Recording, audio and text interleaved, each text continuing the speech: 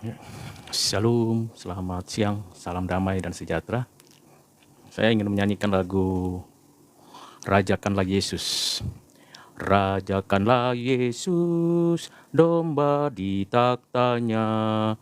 Dengarlah suara pujian, kumandang di surga. Bangunlah jiwaku, bersama pujilah Tuhan yang mati bagiku, pujilah selamanya. Mahkotailah Tuhan, Raja kehidupan, sorakanlah kemenangan atas keselamatan, muliakanlah Dia yang mati dan bangkit, serta menganugerahkan kehidupan yang kekal. Tuhan Raja damai, kuasanya besar, dengan ancaman perang, doa terus terdengar. Kerajaannya kekal, miliknya selamanya, darahnya yang telah tercurah.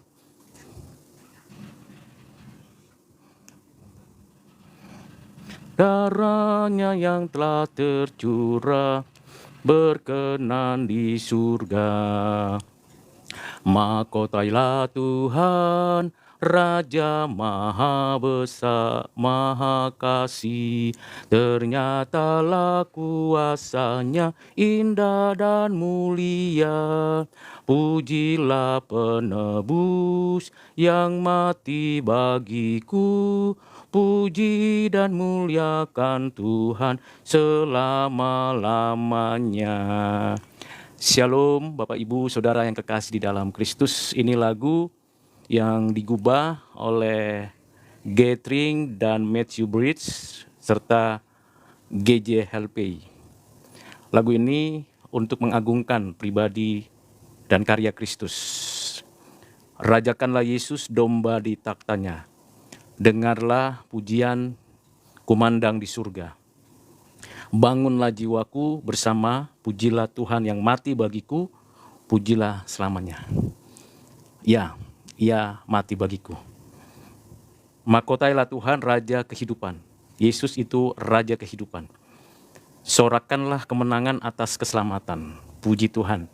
Orang-orang yang percaya kepada Kristus akan bersorak-sorak, bersuka cita karena keselamatan yang dikaruniakan Bapa di dalam dan melalui Kristus.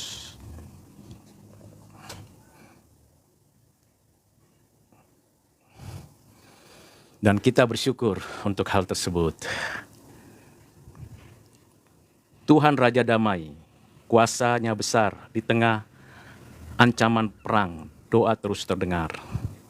Kerajaannya kekal, miliknya selamanya, darahnya yang telah tercurah berkenan di surga.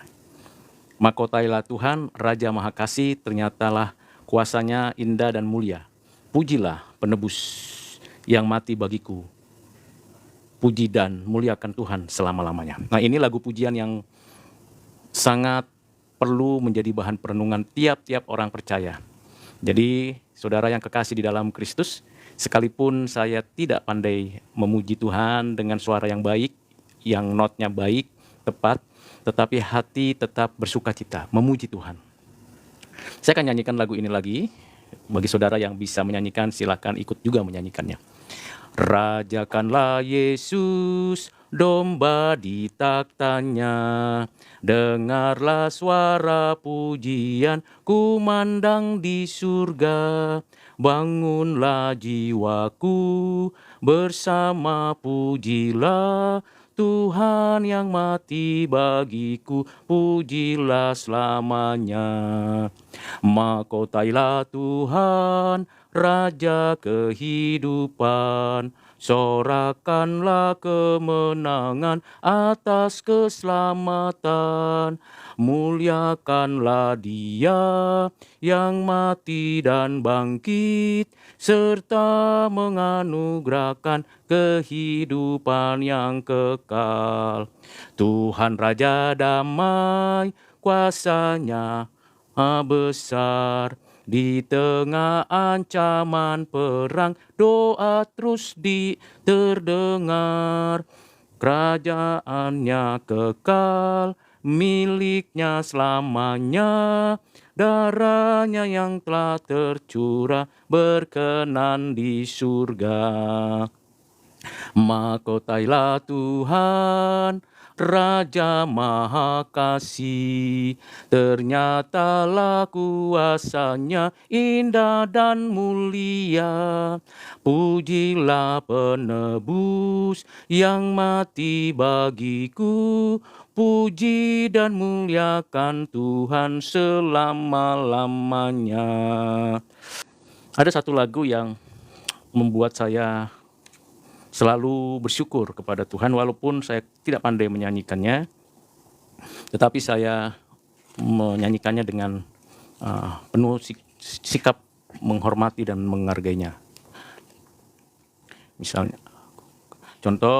yang lagu suka saya dengarkan adalah Agungkan Kuasa Namanya, ditulis atau digubah oleh John Ripon dan Oliver Holden.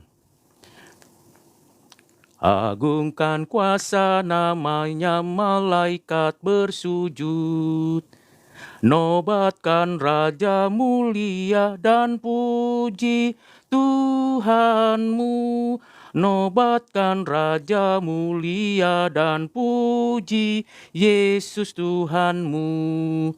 Kaum Israel pilihannya, dosamu ditebus. Mesiasmu terimalah dan puji Tuhanmu. Mesiasmu terimalah dan puji Yesus Tuhanmu. Yang mati karena namanya, hai martir yang kudus. Di dalam salib bermegah dan puji Tuhanmu.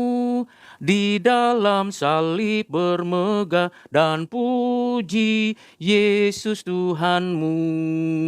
Hai bangsa-bangsa dunia sekarang bertelut, akui kerajaannya dan puji Tuhanmu.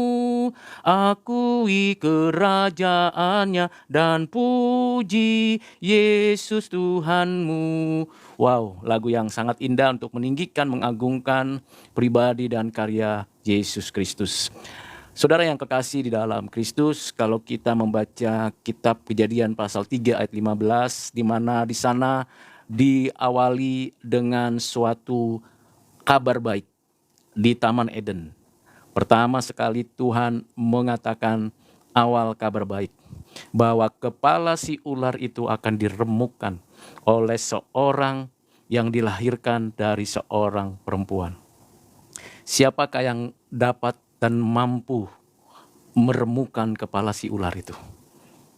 Tentu bukan kita manusia yang sudah berdosa, tentu bukan keturunan Adam yang sudah berdosa, tetapi Allah yang inkarnasi, yakni anaknya yang tunggal. Wow, luar biasa. Nubuat, penyampaian firman yang disampaikan Tuhan sendiri kepada manusia. Lalu Tuhan menyatakan itu secara progresif. Bagaimana berita Injil, kabar baik ini disampaikan kepada setiap orang di segala zaman, sepanjang zaman. Jadi kita bersyukur untuk itu. Dan saya sekali lagi menyanyikan lagu ini dengan satu semangat bahwa memang kita patut mengagungkan nama Yesus. Agungkan kuasa namanya, malaikat bersujud. Nobatkan Raja mulia dan puji Tuhanmu. Nobatkan Raja mulia dan puji Yesus Tuhanmu. Yesus hadir dalam sejarah pada waktunya, seperti yang dikatakan di dalam surat Paulus kepada jemaat Galatia. Di dalam Galatia pasal yang keempat, ayat 4 dan 5 demikian firman Tuhan. Tetapi setelah genap waktunya, maka Allah mengutus anaknya, yang lahir dari seorang perempuan dan takluk kepada hukum Taurat. Ia diutus untuk menebus mereka yang takluk kepada hukum Taurat, supaya kita diterima menjadi anak. Jadi di sini dikatakan genap waktunya. Genap waktunya menurut waktunya Tuhan. Tentu semuanya sudah di dalam pengaturan Tuhan, saudaraku. Jadi bukan pengaturan kita manusia. Ya, kita punya pengaturannya sendiri, tentunya karena kita di dalam waktu dan kita berada di dalam sejarah. Tetapi waktunya Tuhan yang disebut dengan bukan hanya bicara kronos.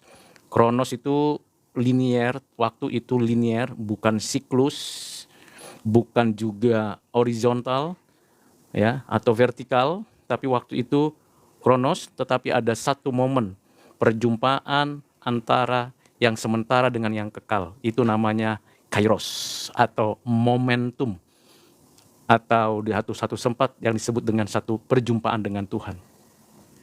Tepat waktunya. Jadi Tuhan yang menciptakan waktu, Tuhan yang mengatur, memimpin, mengarahkan waktu, dan pada momen di mana Tuhan menyatakan kehendaknya, disitulah waktunya. Nah, menunggu waktu ini karena kita makhluk sejarah, tentu kita bisa mempelajari sejarah. Karena Tuhan hadir dalam sejarah dan mengambil rupa seorang manusia. Ini yang tidak pernah manusia pikirkan. Bagaimana Tuhan yang maha kudus, yang tak terhampiri, yang sangat tak terbatas, ia mau dengan kerelaannya untuk ada di bumi ini. Karena ada dalam ketetapannya. Ini keajaiban. Jadi di sini bagian penting yang saudara dan saya perlu alami, yaitu berjumpa dengan Tuhan Yesus. Dan itu hanya mungkin dikerjakan oleh Roh Kudus di dalam hati saya dan hati saudara. Tidak mungkin ada orang yang bisa berjumpa dengan Tuhan secara personal kalau bukan Roh Kudus yang bekerja di dalam dirinya. Orang boleh tahu, boleh mengkritisi, boleh memberikan suatu pendapat tentang siapa Yesus.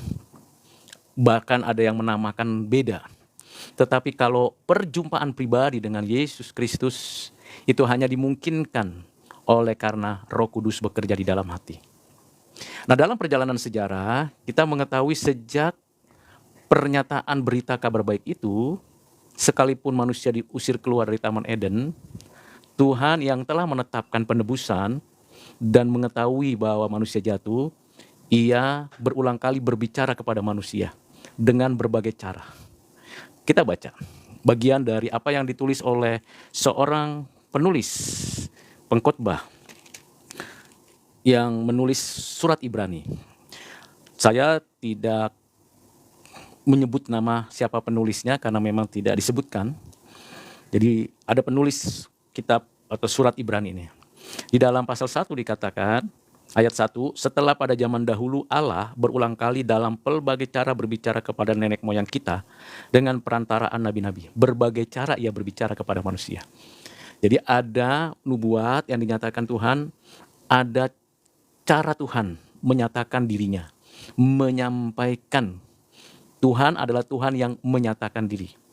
Baik pada dirinya, pribadi, Bapa, Anak, Roh Kudus dalam kekekalannya, dan pada dirinya ia menyatakan diri. Ketika ia sudah menyelesaikan pekerjaan penciptaan dan pemeliharaan sampai sekarang, ia juga terus menyatakan diri, menyatakan dirinya. Nah, ketika menyatakan dirinya, tentunya kita harus tahu, menyatakan dirinya berarti ia menyatakan dengan berbagai cara. Melalui ciptaannya, melalui hati nurani, dan melalui peristiwa sejarah. Manusia merespon, tetapi karena berdosa arahnya salah, strukturnya salah, isinya juga jadi salah. Respon manusia yang berdosa terhadap Allah berbicara kepada manusia melalui hal yang umum dapat menimbulkan salah arah, salah struktur, salah isi. Mengapa? Karena berdosa. Jadi dosa itu amartia, tidak tepat sasaran. Tidak tepat sasaran lagi. Walaupun Tuhan Allah menyatakan dirinya, karena memang pada dirinya, suatu keniscayaan yang ada pada dirinya bahwa dia adalah yang betul-betul menyatakan itu, maka kita tahu bahwa ia menyatakan dirinya dengan berbagai cara. Dan ada yang melalui penglihatan, mimpi, bahkan melalui penyataan dia secara langsung menampakkan diri. Tentu kita tahu Adam bisa berjumpa, cakap-cakap dengan Tuhan di Taman Eden. Tapi bagaimana dengan Set, Henok, Nuh, Abraham, Ishak, Yakub, Yusuf? Mereka tidak mempunyai kitab suci, tapi mereka bisa mengetahui, bisa mengenal, memiliki hubungan dengan Tuhan Allah. Mengapa? Karena Allah menyatakan diri dan berbicara kepada mereka. Misalnya Yusuf melalui mimpi ia berbicara. Misalnya Yakub juga demikian, ia menyatakan diri kepada Abraham, kepada Ishak dan seterusnya. Tetapi secara khusus Allah menyatakan diri juga melalui firman-Nya yang disampaikan oleh para nabi. Jadi bicara tentang kehadiran penebus itu dibicarakan di dalam kitab-kitab Perjanjian Lama melalui para nabi. Baik nabi yang menulis kitab maupun nabi yang tidak menulis kitab. Nabi yang menulis kitab yang paling besar dan yang paling utama di dalam Perjanjian Lama adalah Musa. Tapi ada nabi-nabi yang tidak menulis kitab, Elia dan Elisa. Dan nabi yang ada di dalam sistem teokrasi yang Tuhan sudah nyatakan, yaitu nabi-nabi yang ada di dalam satu sistem yang disebut dengan teokrasi. Ada nabi besar, disebut besar karena isi apa yang disampaikan itu berkaitan dengan zamannya, zaman yang akan datang, zaman berikutnya, dan bahkan sampai ke langit bumi yang baru. Besarnya pengaruhnya bukan hanya di Israel Selatan, tapi juga Israel Utara. Bukan hanya untuk orang Israel, tapi untuk segala bangsa. Nah, itu bicara kebesarannya. Jadi ada nabi Yesaya, Yeremia, Yeskil, dan Daniel. Bahkan Daniel ada di dalam satu tempat pembuangan. Ia juga disebut nabi karena menjelaskan, menyatakan, mendeskripsikan keberadaan Allah. Lalu ada nabi-nabi kecil yang pengaruhnya dan cakupannya, penjelasannya yang ditulis tidak meluas, tidak membesar, tidak seperti yang lain. Seperti Yunus, Habakuk, Nahum, Mika, Yoel, ada 12 nabi dan lain-lain. Nah, setelah nabi-nabi ini selesai, lalu vakum 400 tahun. Tidak diutus lagi Tuhan nabi. Tidak lagi ada nabi diutus Tuhan. School of Prophet pun tidak ada lagi. Jadi nabi-nabi berhenti di sana. Raja juga berhenti di sana. Imam yang masih meneruskan. Tapi menarik, ketika di Perjanjian Baru kita mengetahui ada seorang nabi lagi yang menjadi pengantara untuk kehadiran Yesus Kristus, yaitu Yohanes Pembaptis, yang dilahirkan oleh Elisabet, yang awalnya adalah seorang yang mandul, punya ayah namanya Zakaria. Dan sudah diberitahu bahwa Elisabet akan mengandung. Tentu bukan dari Roh Kudus. Mengandung karena ada konsepsi antara Zakaria dan Elisabet. Inilah nabi terakhir yang mengatakan, lihatlah anak domba Allah yang mengangkut dosa manusia. Ini dia menunjuk kepada Yesus. Ini adalah konklusi dari semua kenabian. Seperti yang ditulis di dalam Kejadian pasal 3 ayat 15. Ada penunjukan langsung kepada pribadi, yaitu Yesus Kristus, anak Allah yang inkarnasi. Inilah nabi terakhir. Dan Yesus Kristus yang menggenapkan seluruh kenabian dalam Perjanjian Lama, dan ialah nabi di atas segala nabi.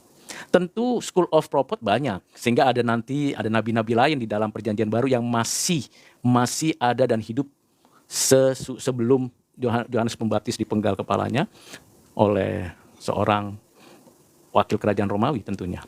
Dan dia menyatakan kebenaran. Dan nabi-nabi yang lain ada memang, tapi berhenti di sana. Sudah tidak ada lagi nabi. Setelah Yesus hadir, tidak adalah lagi nabi. Jadi Yesus adalah finalitas kenabian. Yesus adalah finalitas raja orang Israel dan raja di atas segala raja. Disebut juga sebagai raja gereja. Dan Yesus adalah imam besar agung yang menjalankan keimamannya menurut peraturan Melkisedek sejaman dengan Abraham. Jadi ini Yesus Kristus orang Nazaret, bukan Yesus Barabas, apalagi Yesus yang lain. Ini Yesus Kristus. Dan ini puncaknya. Setelah ia menggenapi apa yang dituliskan di dalam Perjanjian Lama, menggenapi rancangan itu, maka dikatakan di sini, maka pada zaman akhir ia telah berbicara kepada kita dengan perantaran anaknya. Zaman akhir. Jadi mesti dibedakan saudara antara zaman akhir dengan akhir zaman. Jadi zaman akhir itu berarti dimulainya suatu era penantian kedatangan Tuhan yang kembali yang kedua. Jadi zaman akhir itu dimulai kapan? Zaman akhir dimulai kehadiran Yesus yang pertama yang inkarnasi. Itu zaman akhir. Nah, berbicaralah Bapa Roh Kudus melalui pribadi Yesus, anaknya yang inkarnasi. Dalam bahasa manusia, dalam keadaannya sebagai manusia, ia berbicara mengajarkan tentang kerajaan Allah, membicarakan tentang surga, dan meluruskan tafsir Taurat yang selama ini sudah salah tafsir dari orang-orang Judaisme atau Yahudi. Sekali lagi bicara ya Taurat, pada live TikTok yang kemarin saya sudah jelaskan tentang Taurat panjang lebar. Jadi ini hal penting supaya Anda mengikuti room ini berkelanjutan, tidak ada pengulangan. Ya, kalau mau lihat hasil rekamannya, lihat di kanal YouTube saya. Di sana ada hasil rekamannya yang saya masuk ke dalam kanal YouTube. Nah, kalau kita mau lihat pelajaran ini, tentu kita bisa menyaksikan bagaimana Yesus Kristus menggenapi Taurat dan bagaimana ia menjalankan semua hukum yang dinyatakan Tuhan. Sempurna, tidak bercacat, dan kudus dan mulia. Amazing grace. Tidak ada yang seperti itu. Nabi-nabi sebelumnya, raja-raja sebelumnya, imam-imam sebelumnya, ada banyak kekurangan, kelemahan, keterbatasan. Karena mereka juga mengalami kematian. Mereka, para imamnya berganti-gantian. Mereka juga seperti nabi-nabi dan raja-raja juga mengalami suatu masa kematian dan diganti dengan yang lain. Tapi pribadi karya Yesus itu bersifat kekal. Itu sebabnya ini adalah finalitas penebusan yang Allah tetapkan di dalam kekekalan melalui anaknya yang telah ditetapkan. Jadi kalau kita bicara tentang keanakan Yesus, itu bukan di dalam sejarah, bukan in history, tapi eternal, di dalam kekekalan. Jadi keanakan Yesus itu dalam kekekalan, bukan dimulai dari sejarah. Nah, ini yang penting, perlu saudara dan pahami dengan baik. Sehingga saudara sekalian, kita bisa mengerti duduk persoalannya bagaimana. Nah, setelah Kristus Tuhan kita ini menyelesaikan apa yang telah ditetapkan Bapa, Anak, dan Roh Kudus, ketiganya yang esa, ditetapkan oleh dia sendiri, dan ditetapkan oleh Roh Kudus, ditetapkan oleh Bapa, setelah menyelesaikan melalui inkarnasi, kehidupannya sebagai manusia yang kudus, yang sempurna, yang tidak pernah bercacat celah, menyerahkan nyawanya di atas kayu salib pada konteks kerajaan Romawi, dan bangkit dari kematian. Dan karena tidak ada makhluk yang nabi, imam, raja yang bangkit, tidak ada, lalu hidup selamanya, tidak pernah ada. Elia memang dalam hal ini kasus khusus. Elia dijemput dengan kereta api dari surga. Dia tidak mengalami satu perpisahan secara langsung dengan fisik, dengan tubuhnya. Begitu juga terjadi pada diri Henok, keturunan ketujuh dari Adam. Henok itu diangkat. Lalu Elia. Kemudian setelah itu tidak ada lagi. Musa meninggal di atas gunung dan tidak diketahui kuburannya. Lalu kemudian ada satu pribadi yang benar-benar mengalami kematian. Mengalami kematian. Ada fakta historis, ada fakta arkeologis, ada fakta ekstra biblical yang menunjukkan dia mengalami kematian. Dan memang meninggal di atas kayu salib. Menyerahkan nyawanya. Dalam keterlanjangan, iya. Kita harus mengakui dengan jujur, iya. Bahkan kita tahu bahwa ini adalah penghinaan, betul. Ini adalah sesuatu yang memang malu bagi orang lain, yes, karena mati di atas kayu salib saja, memang seperti itu, mesti ditelanjangi, dipertontonkan benar, tapi bukan karena kesalahannya, bukan karena kejahatannya, karena tidak didapati. Dalam pengadilan kerajaan Romawi, dalam pengadilan keagamaan, tidak didapati kesalahan. Diganti oleh siapa? Yesus Barabas. Dikasih gerasi lah Yesus Barabas. Dan Yesus Kristus orang Nazaret itu disalibkan, mati di atas kayu salib, menyerahkan nyawanya. Bapa, aku serahkan nyawaku kepadamu. Selesai. Dia korban persembahan, korban pengampun dosa, dan selesai. Nah, setelah kebangkitannya, dia menyatakan kemenangannya atas maut, menampakkan diri kepada lebih dari 500 saksi yang menyaksikan. Tidak cukup satu, tidak cukup dua, tidak cukup murid-muridnya, 500 saksi dari kebangkitan Yesus. Itu lebih dari cukup. Bahkan melimpah kesaksian kebangkitan Yesus. Ditulis oleh orang-orang yang non-Kristen juga, bukan murid Kristus, tentang kebangkitan Yesus. Dia naik ke surga, duduk di sebelah kanan, dalam keadaan sebagaimana. Duduk di sebelah kanan bukan seperti saya punya kanan lalu duduk di sini, tidak. Itu menjelaskan tentang suatu penyataan kemenangan Jadi banyak orang yang berpikir duduk di sebelah kanan itu duduk manis gitu di sebelah kanan. Nanti sebelah kirinya siapa? Di depannya siapa? Di belakang siapa? Itu kan model pemikiran yang sifatnya spasial. Ya, model pemikiran spasial. Kita makhluk spasial. Ya, kita makhluk spasial. Makhluk numerik, makhluk spasial. Jadi diangka-angkakan, spasial. Yes, we are human spatial human. Betul. Tapi arti makna daripada duduk itu berarti apa? Di sebelah dia bersyafaat untuk kita. Yesus duduk menyatakan kemenangan, dia membela umatnya, siang dan malam dia berdoa, bersyafaat untuk kita. Bukan kita, waduh kasihan ya Yesus, kemudian kita berdoa kepada Bapa, ya Bapa terimalah Yesus. Tidak pernah ada orang Kristen berdoa seperti itu. Tapi Yesus sendiri yang berdoa untuk kita. Jadi saudara yang kekasih di dalam Kristus, kalau saudara dan saya punya pergumulan, punya persoalan apapun itu, tidak ada yang remeh persoalan pergumulan kita, datanglah kepada Tuhan. Matius 11 ayat 28, 29, 30. Marilah kepadaku semua yang letih lesu dan berbeban berat, aku akan memberikan kepadamu kelegaan. Come to Jesus. Come to Jesus. Who is Jesus? The Son of God. Yang duduk di sebelah kanan, membela kita, bersyafaat untuk kita, siang malam. Bahkan Roh Kudus turut berdoa untuk kita. Berdoa itu artinya apa? Mendukung, mensupport, memberikan gairah hidup, memberikan sebuah hubungan pribadi dengan Bapa, Anak, dan Roh Kudus. Berdoa itu berarti interpersonal relationship. Berdoa berarti berinteraksi, berkomunikasi, berbicara. Seperti saya dengan saudara itu sedang berbicara, tapi bukan dalam konteks berdoa. Nah, kalau kita berbicara kepada Bapa, kepada Yesus, kepada Roh Kudus, itu berdoa namanya. Karena kita sedang berbicara. Tapi kalau kita memuji Tuhan seperti tadi saya lakukan, rajakanlah Yesus, domba di taktanya. Nah, itu memuji Tuhan. Orang-orang Kristen adalah orang-orang yang suka memuji Tuhan dengan puji-pujian, suka berdoa, maka tidak ada batasan. Mau doa tiap hari, tiap jam, tiap saat bebas. Mau di kamar, di gereja, di rumah, di mana saja boleh berdoa. Mau berdoa dengan kata-kata yang terdengar atau doa di dalam hati.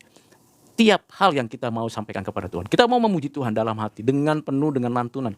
Mungkin saudara bisa lihat, saudara bisa saksikan bagaimana suara saya itu tidak disebut sebagai suara yang baik, agak false, ya, kurang pas, tapi dengan hati yang terus memuji-muji Tuhan, itu perlu dilakukan. Jadi saudara yang kekasih di dalam Kristus, mari kita melihat bagaimana Kristus yang nantinya akan datang kembali. Itu zaman akhir. Jadi zaman akhir dimulai pada waktu Yesus itu mulai inkarnasi, jadi manusia, itu zaman akhir sampai nanti akhir zaman. Apa yang disebut dengan akhir zaman? Yaitu zaman di mana dia datang kembali. Tuhan datang kembali dalam segala kemuliaannya. Dan semua mata akan melihat. Semua lutut akan bertelut, semua mulut akan mengaku Yesus adalah Tuhan. Raja di atas segala raja. Ada yang berlutut dan mengaku terpaksa. Karena nggak bisa lagi. Padahal dia bukan orang percaya, pasti terpaksa. Pada waktu kedatangan Tuhan kembali, semua orang yang terpaksa berlutut dan memuji Tuhan, mengaku dia adalah Tuhan, Raja di atas segala raja, yang terpaksa itu mau tidak mau, suka tidak suka akan berlutut. Tetapi kita orang percaya, yang dianugerahkan Tuhan, iman percaya, yang dilahirbarukan oleh Roh Kudus, ketika kita berlutut, dan kita mengaku dengan penuh sukacita. Nah, itu perbedaannya. Nah, itu nanti kapan? Di zaman akhir. Di akhir zaman. Nah, kita hidup di zaman akhir. Waktu Tuhan sudah menyatakan dirinya menang atas maut dan dia mau naik ke atas. Dia menyatakan kepada para muridnya, kepada rasul-rasulnya. Ada 12 rasul dan rasul yang mengkhianati, menjual dan tidak bertobat, menyesal tapi tidak bertobat, itu adalah rasul Yudas Iskariot yang dipilih Tuhan tentunya sendiri, tetapi juga sekaligus yang mengkhianati. Itu menjadi kenyataan bahwa di antara murid ada kemungkinan ada orang yang murtad. Ada orang yang murtad. Di antara murid ada orang yang murtad. Dan itu tidak bisa dipungkiri, memang kenyataannya seperti itu. Di antara semua ciptaan manusia sebagai ciptaan ada yang tidak dipilih. Itu realitas dari predestinasi yang Tuhan tetapkan di dalam kekekalan. Walaupun kita tidak tahu. Tapi kenyataannya seperti itu. Jadi saudara yang kekasih di dalam Kristus, kita bisa tahu, nah di zaman akhir setelah Kristus mengutus murid-muridnya, bukan hanya Matius yang menulis, tapi juga Lukas yang menulis. Matius, Lewi, Lukas, ini tabib. Lukas bukan rasul. Matius, Lewi itu rasul. Matius menulis, Lukas juga menulis, supaya kita menjadi saksi Kristus ke seluruh dunia. Di Yerusalem, di Yudea, di Samaria, di ujung bumi. Menjadikan para rasul ini menjadi saksi. Dan digantinya Judas dengan Matias. Lalu ditambahkan satu rasul untuk segala bangsa, yaitu Rasul Paulus. Nah, ini rasul pun tidak ditambahkan lagi. Rasul, jabatan kerasulan, sama seperti jabatan kenabian berhenti di Yohanes Pembaptis dan finalitasnya pada diri pribadi Yesus, juga rasul-rasul tidak diturunkan. Tidak ada dinasti kerasulan, tidak ada. Tidak ada dinasti kerasulan. Jadi rasul-rasul berhenti di mana? Ya di 13 rasul itu. Matias, pengganti Yudas Iskariot, dan juga yang disebut dengan Paulus. Berhenti di sana. Selebihnya murid-murid. Dan rasul pertama yang mati martir adalah Yakobus, saudara Yohanes. Dan yang terakhir adalah Rasul Yohanes. Sementara Paulus tentu di dalam pelayanannya, dia akhirnya ketangkap, kemudian dipenggal kepala. Kira-kira tahun 68, 69, ya dia dipenggal kepalanya. Kenapa dia dipenggal kepala? Karena dia orang punya kewarganegaraan Rom. Dan itu hukum yang berlaku. Nah, setelah itu murid-murid berkembang, memberitakan Injil. Hadirlah persekutuan-persekutuan. Orang menyebutnya Kristen. Jadi tidak ada istilah Nasrani ya. Nasrani itu sekte Judaisme di kota atau wilayah Nazaret. Kita disebut orang Kristen karena pengikut Kristus. Nah, kan tidak disebutkan bahwa Yesus adalah beragama Kristen. Ya, Yesus memang tidak beragama Kristen karena waktu itu tidak ada istilah agama. Ya, agama itu istilah kapan ya? Istilah modern yang ditempelkan kepada orang yang mempunyai suatu keyakinan, sistem keyakinan tertentu. Itu namanya agama. Ya, kalau kita mau terjemahkan etimologinya tidak kacau gitu ya, karena ada sistem kepercayaan itu melembaga menjadi sebuah agama.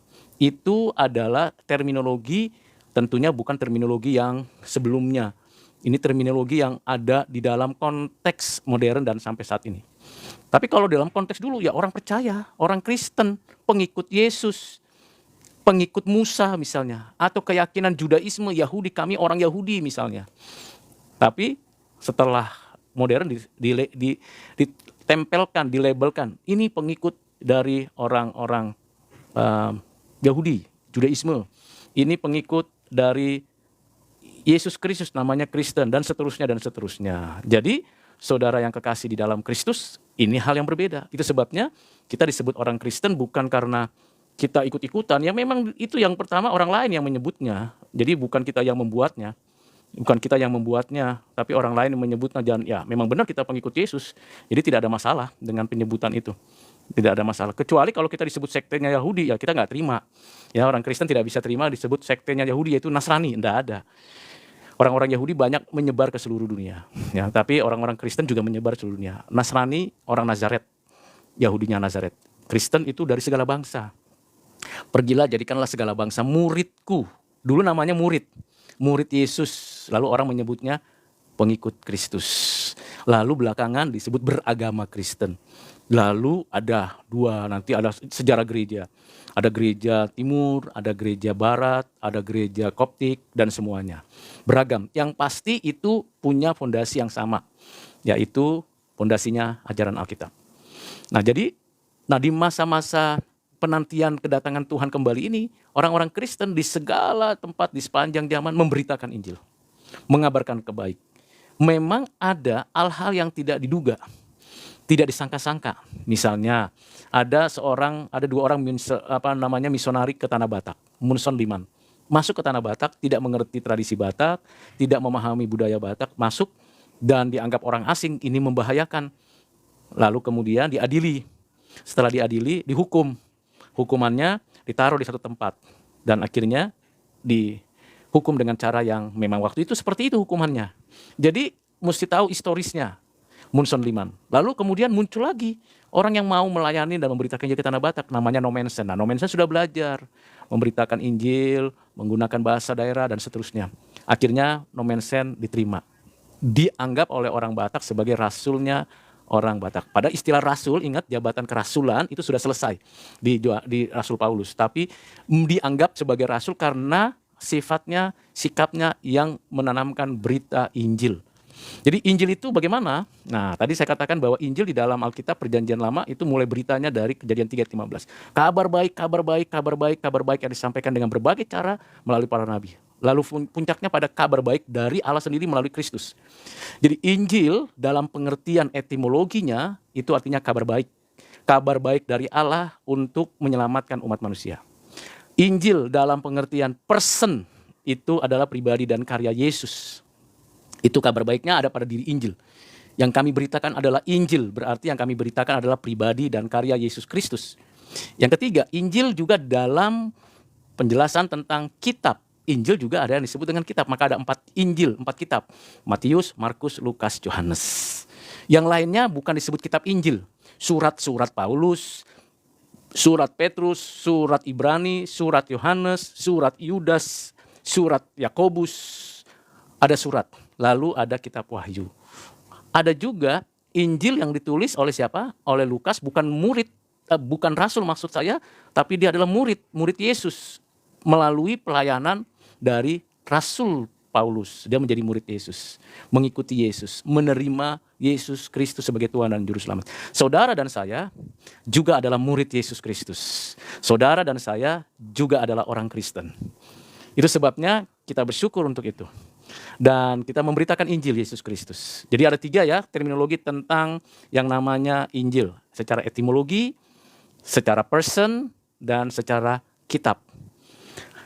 Kitab Injil ada pada Perjanjian Baru. Tapi berita Injil sudah ada sejak kitab Kejadian dan sampai kitab Wahyu. Tapi pribadi yang menggaitkan dengan Injil itu adalah pribadi anak Allah yang inkarnasi. Jadi clear ya, pengertian ini mesti clear. Dan ini menjadi kekuatan bagi Bapak, Ibu, Saudara yang kekasih di dalam Kristus. Bahwa kita memang seperti itu. Nah, bagaimana dengan penjelasan-penjelasan yang berkaitan dengan pengakuan kita kepada Tuhan, kepada Yesus Kristus sebagai Tuhan. Sekali lagi, saya mengingatkan saudara, siapapun dia yang orang percaya bahwa bukan karena bibir mulut kita atau pikiran kita dan hati kita yang mengatakan bahwa Yesus kita jadikanlah Tuhan. Tidak. Ketuhanan Yesus ada pada dirinya. Lalu dia inkarnasi. Lalu kita mempertuhankan dia karena memang dia Tuhan. Relasi kita dan pengakuan kita. Karena ada orang yang mempertuhankan manusia. Ada orang yang mempertuhankan yang lain yang diciptakan Tuhan, bahkan buatan tangan sendiri. Kita orang Kristen tidak demikian. Kita tidak mempertuhankan nabi. Kita tidak mempertuhankan raja. Kita tidak mempertuhankan imam. Kita tidak mempertuhankan manusia. Kita tidak mempertuhankan buatan tangan. Apalagi ilah-ilah asing. Yang tidak jelas, yang tidak konkret, yang hanya di sana tidak pernah down to earth. Yang hanya menyampaikan sesuatu tetapi tidak pernah berbicara kepada kita secara langsung. Nah, itu dalam perjanjian Alkitab dikatakan, dijelaskan. Akulah Tuhan Allahmu, tidak ada yang lain. Nobody, tidak ada yang lain. Jadi kita bersyukur untuk hal seperti itu. Saudara yang kasih dalam Kristus, inilah rangkaian berita Injil. Berita kabar baik. Kapan itu disampaikan? Tiap hari. Melalui apa? Nah, sekarang ada etimologinya berita baik, berita Injil. Ada kitabnya, yaitu kitab Injil. Dan berita Injil itu disampaikan, ada pribadinya, yaitu Yesus Kristus. Tiga-tiganya menyatu dan kita menyampaikannya. Melalui jalan apa? Kehidupan kita, cara kita bertutur kata, cara kita bekerja, dan semua sikap-sikap kita. Bagaimana kita kreatif, produktif, inovatif, mengelola bumi. Bagaimana kita seharusnya sebagai orang Kristen itu melakukan tindakan rehabilitasi lahan, reboisasi, pemeliharaan taman, penggunaan plastik yang dibatasi, kemudian kita juga memanfaatkan akal kekuatan kita menolong orang lain, kemudian kita bersyafaat untuk orang-orang yang membutuhkan suatu support dari kita, membagi, memberi, kemudian kita juga kerja yang sebaik-baiknya dengan kualitas yang terbaik, baik dalam bidang ilmu pengetahuan, teknologi, maupun skill yang lain. Nah, ini kita harus kembangkan bagi kemuliaan. Nah, itu berita Injil, berita kabar baik. Ketika ditanya, untuk apa kamu menjadi petani yang begitu rajin? Untuk apa kamu menjadi guru, menjadi dosen, menjadi pegawai pemerintah yang begitu jujur? Untuk apa kamu menjadi seorang tukang bubur, tukang sayur, tukang ikan, tukang bangunan? Untuk apa kamu bekerja begitu keras? Untuk menyatakan kabar baik kepada orang lain. Jadi ada goal yang kita ingin capai. Goalnya adalah segala bangsa dijadikan muridku. Tapi mungkin enggak? Mungkin. Kalau kita bergandengan tangan. Tapi apakah semua orang akan jadi murid Kristus? Tidak jawabannya. Karena Tuhan Allah sudah menetapkan bahwa ada yang tidak ditebusnya.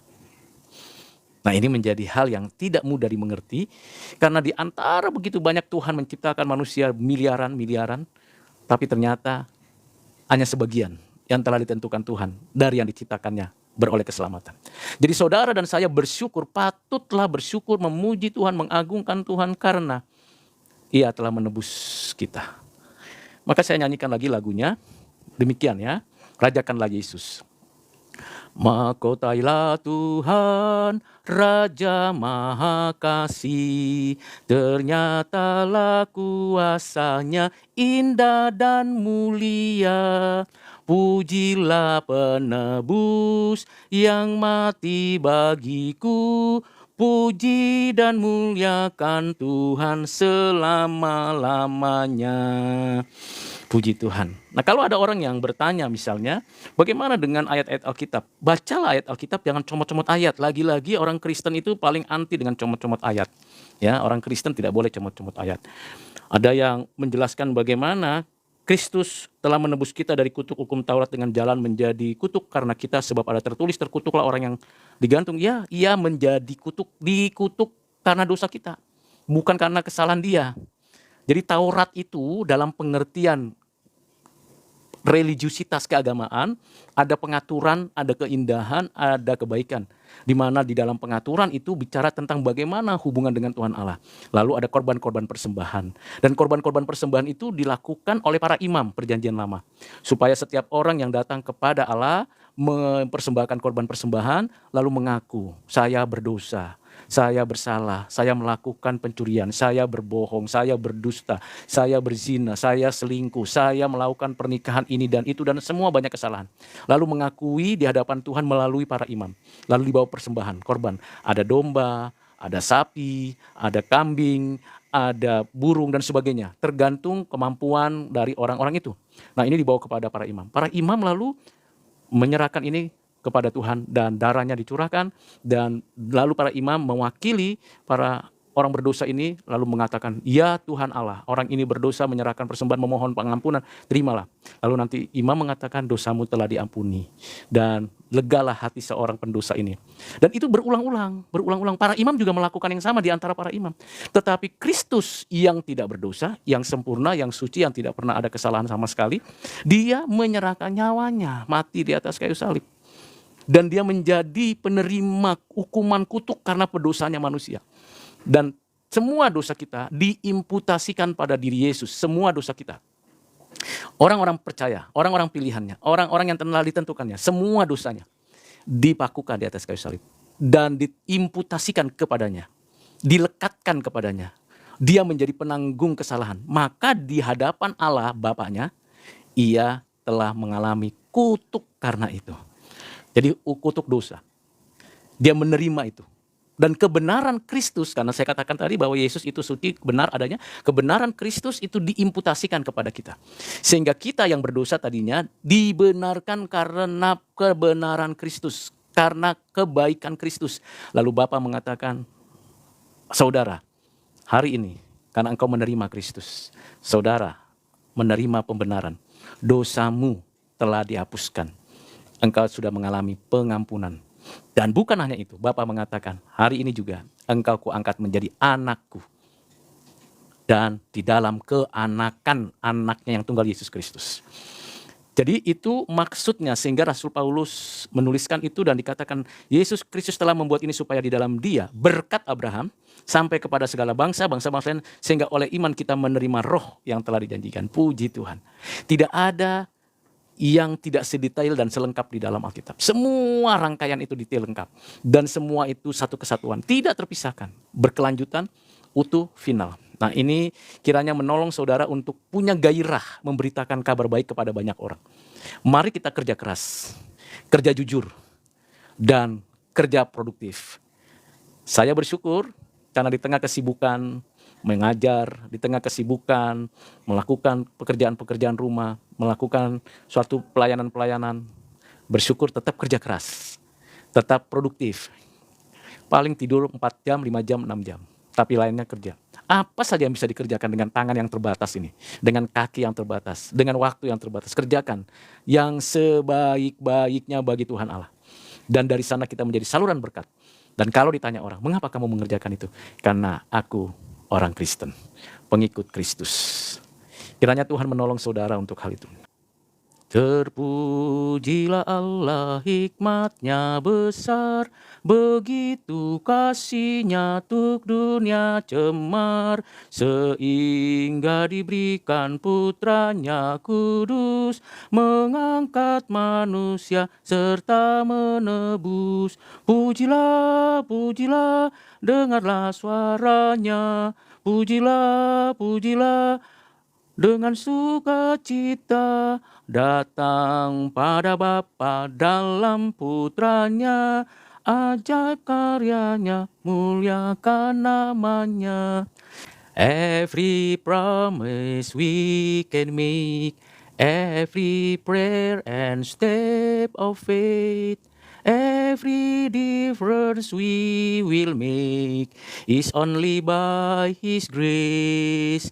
Every mountain we will climb, every ray of hope we shine, every blessing left behind is only by His grace.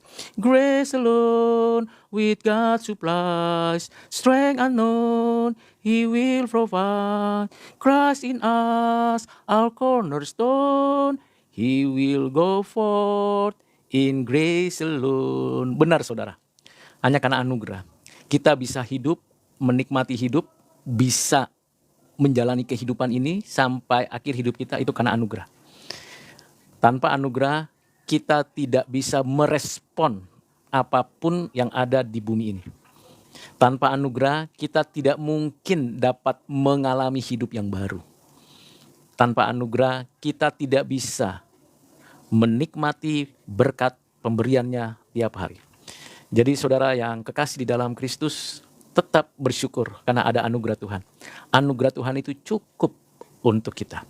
Mungkin kita lemah, mungkin kita tidak fasih berbicara, mungkin kita punya kekurangan, keterbatasan. Mungkin saudara sedang sakit, atau saudara punya pergumulan yang begitu buat penat. Mungkin saudara punya persoalan hidup. Ketahuilah, itu bisa kita lewati karena anugerah Allah. Kita bisa melewati tahun 2024. Perjalanan ini akan berlangsung. Kita sudah melewati 2023, kita akan melewati tahun 2024. Itu karena anugerah. Kalau kita hari ini sudah bisa di tahun 2024 ini, dan kita bisa menyaksikan begitu banyak peristiwa. Peristiwa yang cepat, mendadak, dan kita kaget. Bisa terjadi kapan saja, di mana saja. Ketahuilah semua di dalam anugerah Tuhan. Dan di balik itu juga ada kedaulatan Tuhan. Tidak pernah Tuhan tidak berdaulat. Ada seorang teolog dan seorang perdana menteri tadinya, dan seorang pendiri universitas, seorang bapak gereja juga, seorang yang begitu semangat untuk memanusiakan manusia, mengatakan demikian. Tidak ada satu inci pun yang Tuhan Yesus berkata, ini bukan milikku. Semua milik Tuhan. Siapakah namanya? Abraham Kuyper. Jadi saudara, kalau kita bisa melihat bagaimana bapak-bapak gereja, orang-orang percaya itu merumuskan suatu pengertian yang mendasar, prinsip iman yang mendasar, itu semua karena anugerah. Dan ketika saudara dan saya bisa satu link, bisa satu pemikiran, itu karena anugerah. Dan kalau ada orang lain, unbeliever, mau mengkritisi, mau menjelek-jelekan atau macam-macam lah di luaran sana, mereka bisa melakukan itu juga karena anugerah umum dari Tuhan Allah. Bayangkan kalau anugerahnya ditarik, wow, menakutkan ya. Boleh bahas Pak antara kebebasan beragama versus kaum pelangi beribadah di gereja. Oh ya, kita bebas ya kalau beragama itu kan begini, kalau bicara kebebasan beragama. Tiap orang itu ketika diciptakan Tuhan, ya diciptakan Tuhan as a human being, tentu dalam konsepsi, ketahuilah tiap orang punya yang namanya sensus divinitas, kepekaan ilahi. Dan karena berdosa manusia, arahnya, strukturnya, isinya salah. Lalu Tuhan menyatakan yang benar ini, yang final adalah di dalam Kristus. Dan di luar Kristus kamu tidak dapat berbuat apa-apa. Nah, ketika orang meyakini itu, maka prinsip kebenaran yang diajarkan di dalam Alkitab mesti kita tegakkan. Sehingga gereja Tuhan dimanapun yang mengikrarkan pengakuan iman, baik pengakuan iman rasuli yang umumnya dilakukan oleh gereja, atau pengakuan iman Nisea, Kalkedon, atau Konstantin, pengakuan iman sebagai rumusan pengakuan akan adanya Bapa, Anak, Roh Kudus, dan yang melaksanakan perintah Tuhan, membaptis dalam nama Bapa, Anak, Roh Kudus, dan melaksanakan sakramen perjamuan kudus untuk mengingat. Nah, gereja itu mewakili kerajaan Allah, mewakili pemerintahan Allah. Gereja secara individu maupun gereja secara institusional. Jadi gereja, saya adalah gereja, saudara adalah gereja yang percaya. Jadi gereja secara individu maupun gereja secara institusional. Gereja secara pribadi dan gereja secara komunitas. Gereja secara visible yang kelihatan, gereja secara invisible yang ada di antara sepanjang zaman. Nah, gereja ini harus menyatakan pemikiran, praktek hidup yang benar. Ambil contoh, kalau gereja menyelenggarakan pelayanan koinonia, diakonia, ya, kemudian marturia, menyelenggarakan pelayanan-pelayanan tersebut, maka gereja berpusatkan pada pengajaran Alkitab, pemikiran teologi Kristen, dan tradisi gereja. Tentu antara pemikiran teologi dengan tradisi gereja ini mengalami perkembangan sesuai dengan konteksnya, tetapi tidak pernah melupakan yang sudah menjadi berlian atau menjadi bintangnya, jadi prinsipnya. Nah, ini penting. Jadi gereja melaksanakan itu. Nah, di dalam pelayanan gerejawi, misalnya ada pelayanan-pelayanan gerejawi di dalam ibadah, di dalam diakonia, pelayanan sosial, dan pelayanan marturia. Di antara pelayanan-pelayanan gereja berkaitan dengan persekutuan, maka akan dilaksanakan apa? Kelas-kelas sekolah minggu, pembinaan remaja, pemuda, katekisasi, dan pelayanan setelah katekisasi, pasca katekisasi, baik itu pendalaman Alkitab, baik itu persekutuan dan pelayanan. Ini di gereja, koinonia, diakonia, dan sekaligus nanti pelayanan keluar, marturia. Nah, di dalam pelayanan gereja juga ada hal yang penting, yaitu pernikahan. Bagaimana gereja mewakili pemerintahan Allah meneguhkan pernikahan. Apa yang diteguhkan gereja? Nah, yang diteguhkan gereja dalam pernikahan itu adalah pernikahan yang kudus. Maksudnya pernikahan yang kudus seperti apa? Pernikahan antara laki-laki dan perempuan yang dewasa. Lalu sebelum melakukan pernikahan maka diperlukan kelas-kelas katekisasi, kelas-kelas pra-pernikahan. Jadi diajarkan secara kebenaran firman bagaimana hubungan suami istri, laki-laki dan perempuan. Bukan hanya diajarkan, ada kurikulum bagaimana menjelaskan itu. Kemudian dijelaskan oleh hamba-hamba Tuhan, para pendeta menjelaskan itu, para majelis, pengurus gereja menjelaskan tentang pernikahan ini seharusnya bagaimana. Lalu secara psikologis, secara medis, secara keuangan, secara sosial budaya. Jadi di dalam kelas-kelas katekisasi itu seharusnya lengkap, komprehensif, holistik. Dipersiapkanlah calon-calon kepala rumah tangga dan ibu rumah tangga, calon-calon suami istri ini yang satu pasangan yang nantinya pada waktunya diberkati, diteguhkan berkatnya, pernikahannya, lalu kemudian dilatih, dilayani sedemikian rupa. Sehingga sepasang suami istri, laki-laki dan perempuan, ingat laki-laki dan perempuan, gereja yang sejati tidak memberkati laki-laki dengan laki-laki atau perempuan dengan perempuan.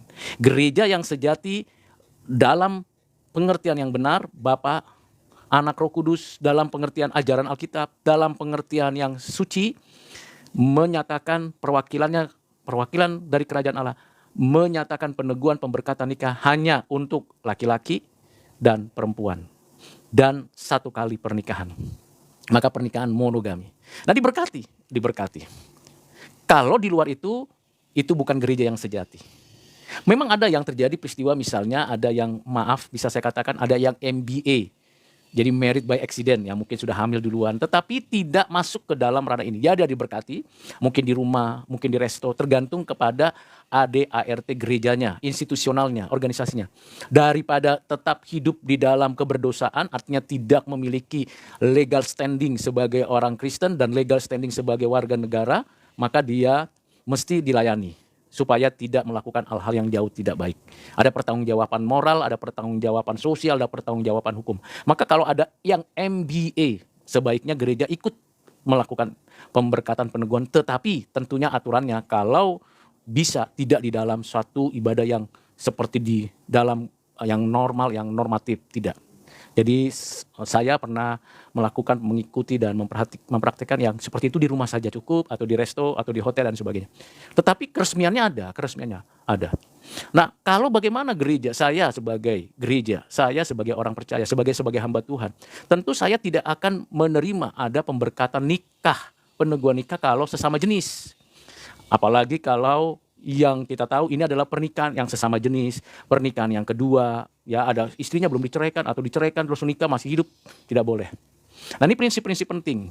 Mengapa demikian? Karena memang dari mulanya ada Adam, ada Hawa. Itu dari mulanya. Nah, gereja mesti bersikap dengan baik. Nah, kalau ada institusi gereja yang pengorganisasiannya bisa melakukan itu kebebasan mereka. Kita tidak boleh intervensi kebebasan mereka. Tapi tanggung jawab masing-masing hamba Tuhan, masing-masing institusi gereja, itu kepada Tuhan Allah. Jadi saudara yang kekasih di dalam Kristus, kita tidak perlu menunjukkan ini loh uang palsu. Tidak, kita hanya menunjukkan ini loh uang asli. Kita hanya menunjukkan identitas aslinya. Dengan sendirinya identitas yang tidak asli akan ditinggalkan. Nah, kita harus berdiri dengan tegak di situ. Stand high in here. Jadi berdiri tegak di sini, di dalam pijakan firman Tuhan. Nah, di dalam hal inilah kita harus bersyukur. Disitulah bukti kabar baiknya. Kabar baiknya adalah bahwa pernikahan kita itu pernikahan yang kudus. Kudus dalam pengertian dikhususkan untuk pasangan suami istri ini. Tidak boleh berselingkuh dalam berbagai model dan cara. Harus kudus. Nah, kira-kira seperti itu dulu penjelasan saya mengenai pernikahan di dalam konteks pelayanan gereja koinonia, diakonia, marturia. Dan bagaimana gereja bersikap penuh dengan rasa hormat dan menghargai, bertoleransi tapi tidak kompromi.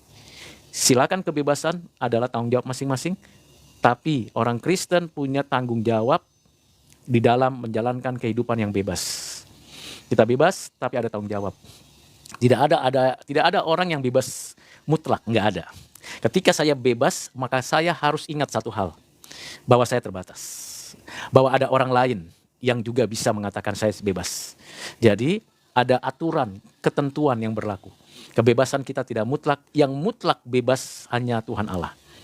Itu pun dia dibatasi oleh dirinya sendiri yang tidak terbatas. Nah, ini supaya dia yang tak terbatas membatasi dirinya untuk menyatakan kebebasan yang tidak terbatas di dalam ketidakterbatasannya. Kalau kita yang sudah terbatas, ya terbatas, makin terbatas dan terus terbatas. Seperti itu. Saya tidak memperdebatkan yang lain, tapi memperdebatkan keyakinan iman kita saja. Artinya mempercakapkan lebih baik, istilah yang saya gunakan adalah mempercakapkan. Lalu boleh dibaptis enggak, Pak? Siapa yang? Ya kalau ada anaknya yang mau dibaptis, kan dibaptis itu artinya dia mau, kalau dalam bahasa antropologi agamanya namanya diinisiasi, diterima menjadi bagian. Nah, tergantung gerejanya. Kalau pasangan yang tidak sesuai dengan apa yang Tuhan tetapkan mau dibaptis, berarti gerejanya open, terbuka. Berarti gereja institusional, ya, ini institusional. Jadi bukan gereja dalam pengertian invisible, visible, personal dalam relasi dengan Tuhan Allah, mengakui Bapa, Anak, Roh Kudus, mengakui pengajaran bapak-bapak gereja, menerima itu bukan. Tapi gereja dalam pengertian institusional, gereja dalam pengertian dia sebagai sebuah lembaga keagamaan yang diakui, dia menyelenggarakan baptisan bagi orang yang belum lahir baru. Karena sudah dewasa. Kalau dia belum dewasa, anaknya itu mau dibaptis, tapi pas bapaknya, mamanya itu tidak ada, ya diwakilkan. Tapi kalau pasangan ada anak, dari mana anaknya? Anaknya siapa ini? Misalnya si A dan si B itu sejenis, lalu dia punya anaknya mau dibaptis, ya kan? Anaknya mau dibaptis, kan menarik ya. Anaknya ini anak siapa? Apakah ini anak adopsi? Ya pasti, karena nggak mungkin laki atau perempuan dengan perempuan itu melahirkan. Nah, anak ini mau dibaptis. Anak ini pasti bukan anaknya dari hasil konsepsi. Anak ini juga tidak diketahui, misalnya dia mau dibaptis.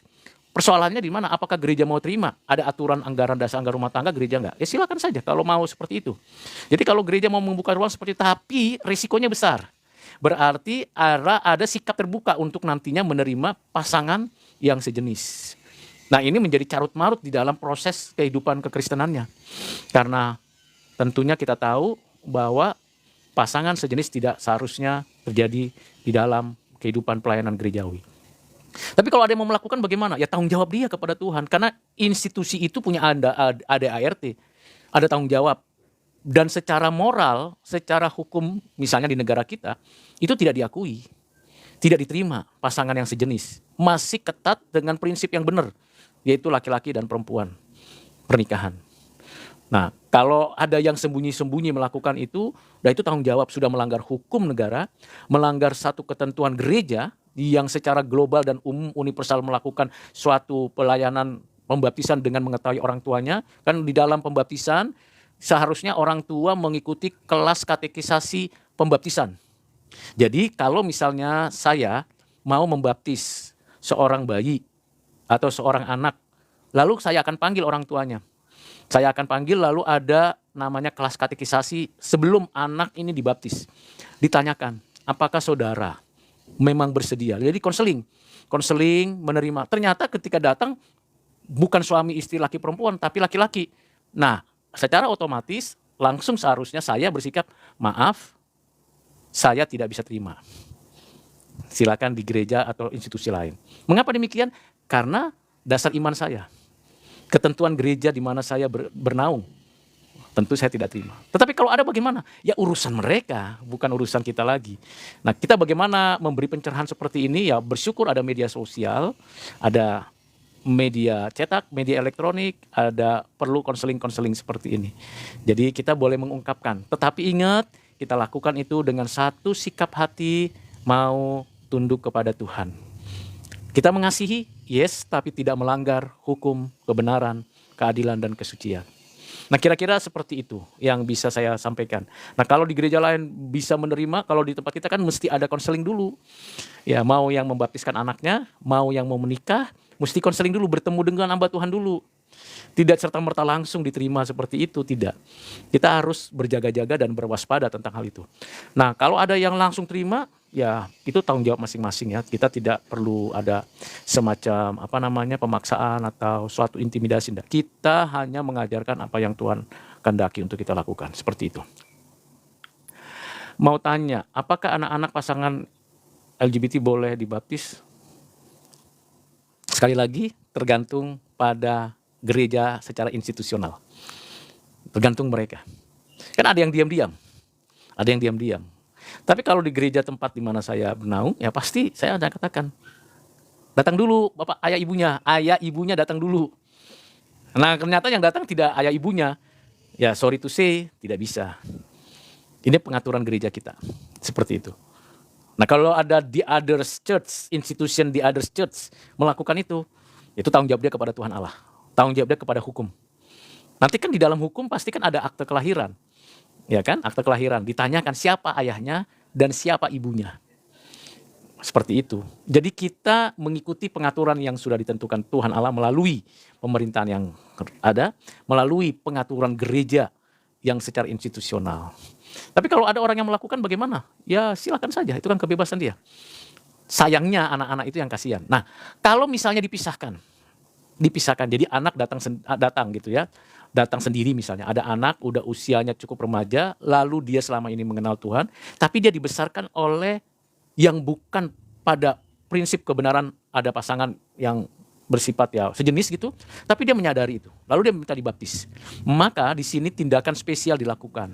Misalnya ada si X umur sudah 17 tahun, selama ini tidak pernah mengalami suatu kondisi di mana dia datang dibawa kepada Tuhan untuk dibaptis gitu ya, tidak. Lalu bagaimana?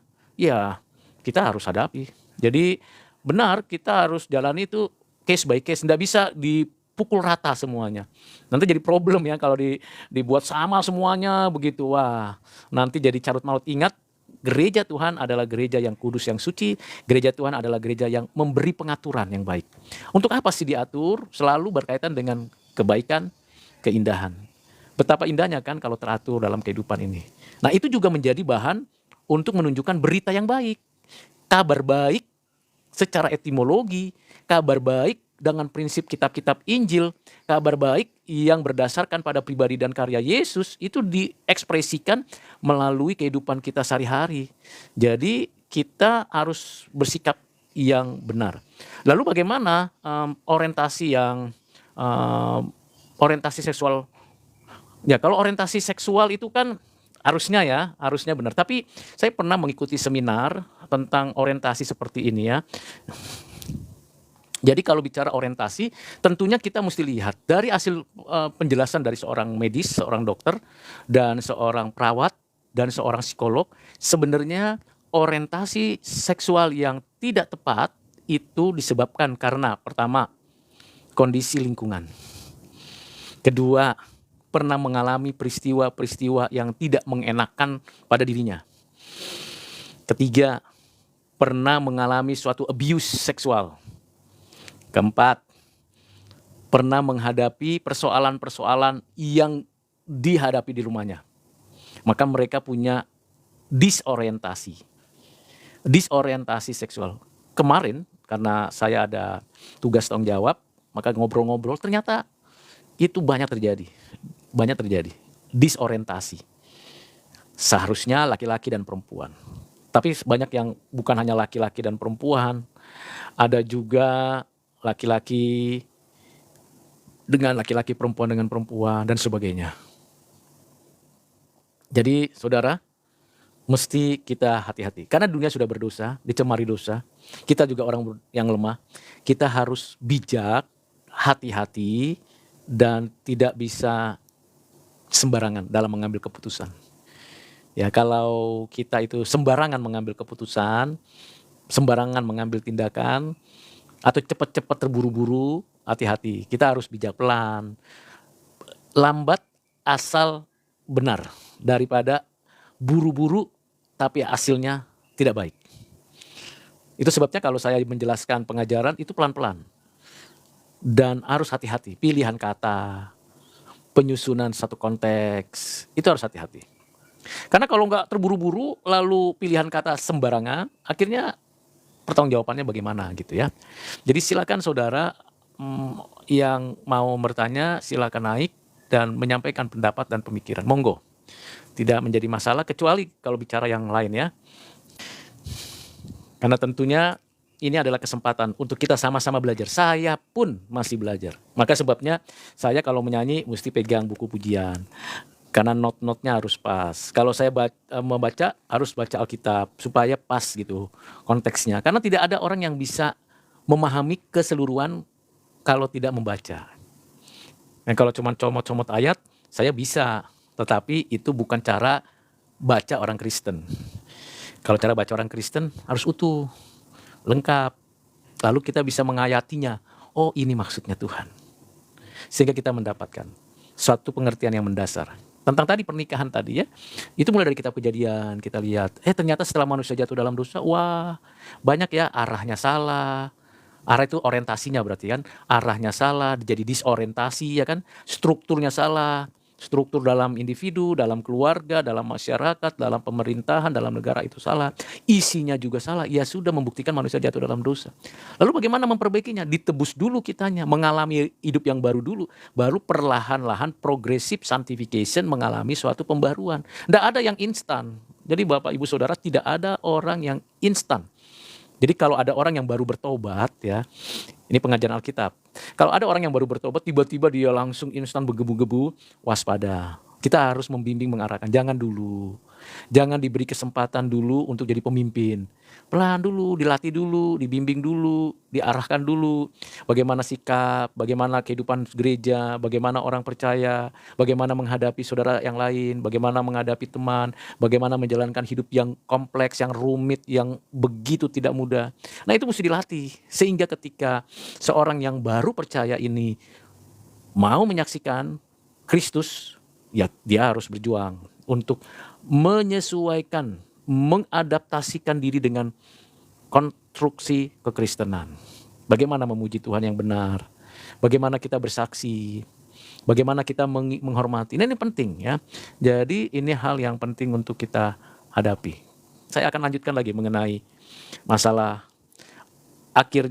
zaman akhir dan akhir zaman. Jadi setelah Tuhan Allah berbicara melalui berbagai cara, melalui para nabi, melalui anaknya, dan kita tahu bahwa ada kelengkapan Alkitab ini, final, dan tidak ada lagi firman Tuhan yang tertulis yang diwahyukan. Jadi hanya berhenti di Yohanes Pembaptis Nabi, hanya berhenti di Rasul Paulus Rasul, dan kita adalah murid-muridnya, hanya berhenti di kitab Wahyu adalah firman Allah yang tertulis, maka sudah final, sudah cukup. Nah, bagaimana kita menjalankan hidup yang sudah diberikan begitu banyak karunia, saksi-saksi, firman Tuhan. Nah, kita melakukannya. Sekarang bagaimana kita melakukannya? Di rumah, suami, istri, orang tua, anak. Bagaimana membangun kehidupan keluarga yang harmonis. Tidak ada KDRT, tidak ada abuse, tidak ada suatu stigma atau perendahan pelecehan, tidak ada namanya kasta-kasta di dalam sistem kekeluargaan jadi satu, utuh dalam sukacita. Nah, ini bagaimana membangun keluarga. Karena keluarga inilah modal dari sebuah komunitas, modal dari sebuah masyarakat, modal dasar dari sebuah bangsa, modal dasar dari kehidupan negara dan peradaban dunia. Dimulai dari rumah. Semua pelayanan, semua pekerjaan dimulai dari rumah. Dan di rumah kita bisa memulainya dengan hal yang sederhana. Bangun pagi, berdoa, membaca firman, memuji Tuhan, lalu beraktivitas. Ada yang masak, ada yang membersih-bersih, ada yang merapikan, lalu bersiap-siap untuk pergi ke sekolah, ke kantor, bekerja, ada yang buka bisnis, ada yang ke lahan pertanian atau perkebunannya. Mulailah aktivitas orang Kristen dengan mendahulukan Tuhan. Lalu setelah semua aktivitas dilakukan dengan baik, malam hari melakukan suatu evaluasi. Evaluasi diri, apa yang sudah kulakukan hari ini. Kalau aku ada kesalahan, mohon ampun ya Tuhan. Kalau ada kekurangan, mohon perbaiki untuk next day. Supaya ada perbaikan. Nah, ini terus dilakukan, terus menerus sampai kita mengalami sendiri perubahan yang ajaib di dalam hidup kita. Dan itu hari lepas hari bertambah-tambah indahnya. Hari lepas hari ku semakin dewasa. Apakah saya sudah melakukan dengan baik? Apakah saya tidak ada kekurangan, kelemahan? Pasti banyak.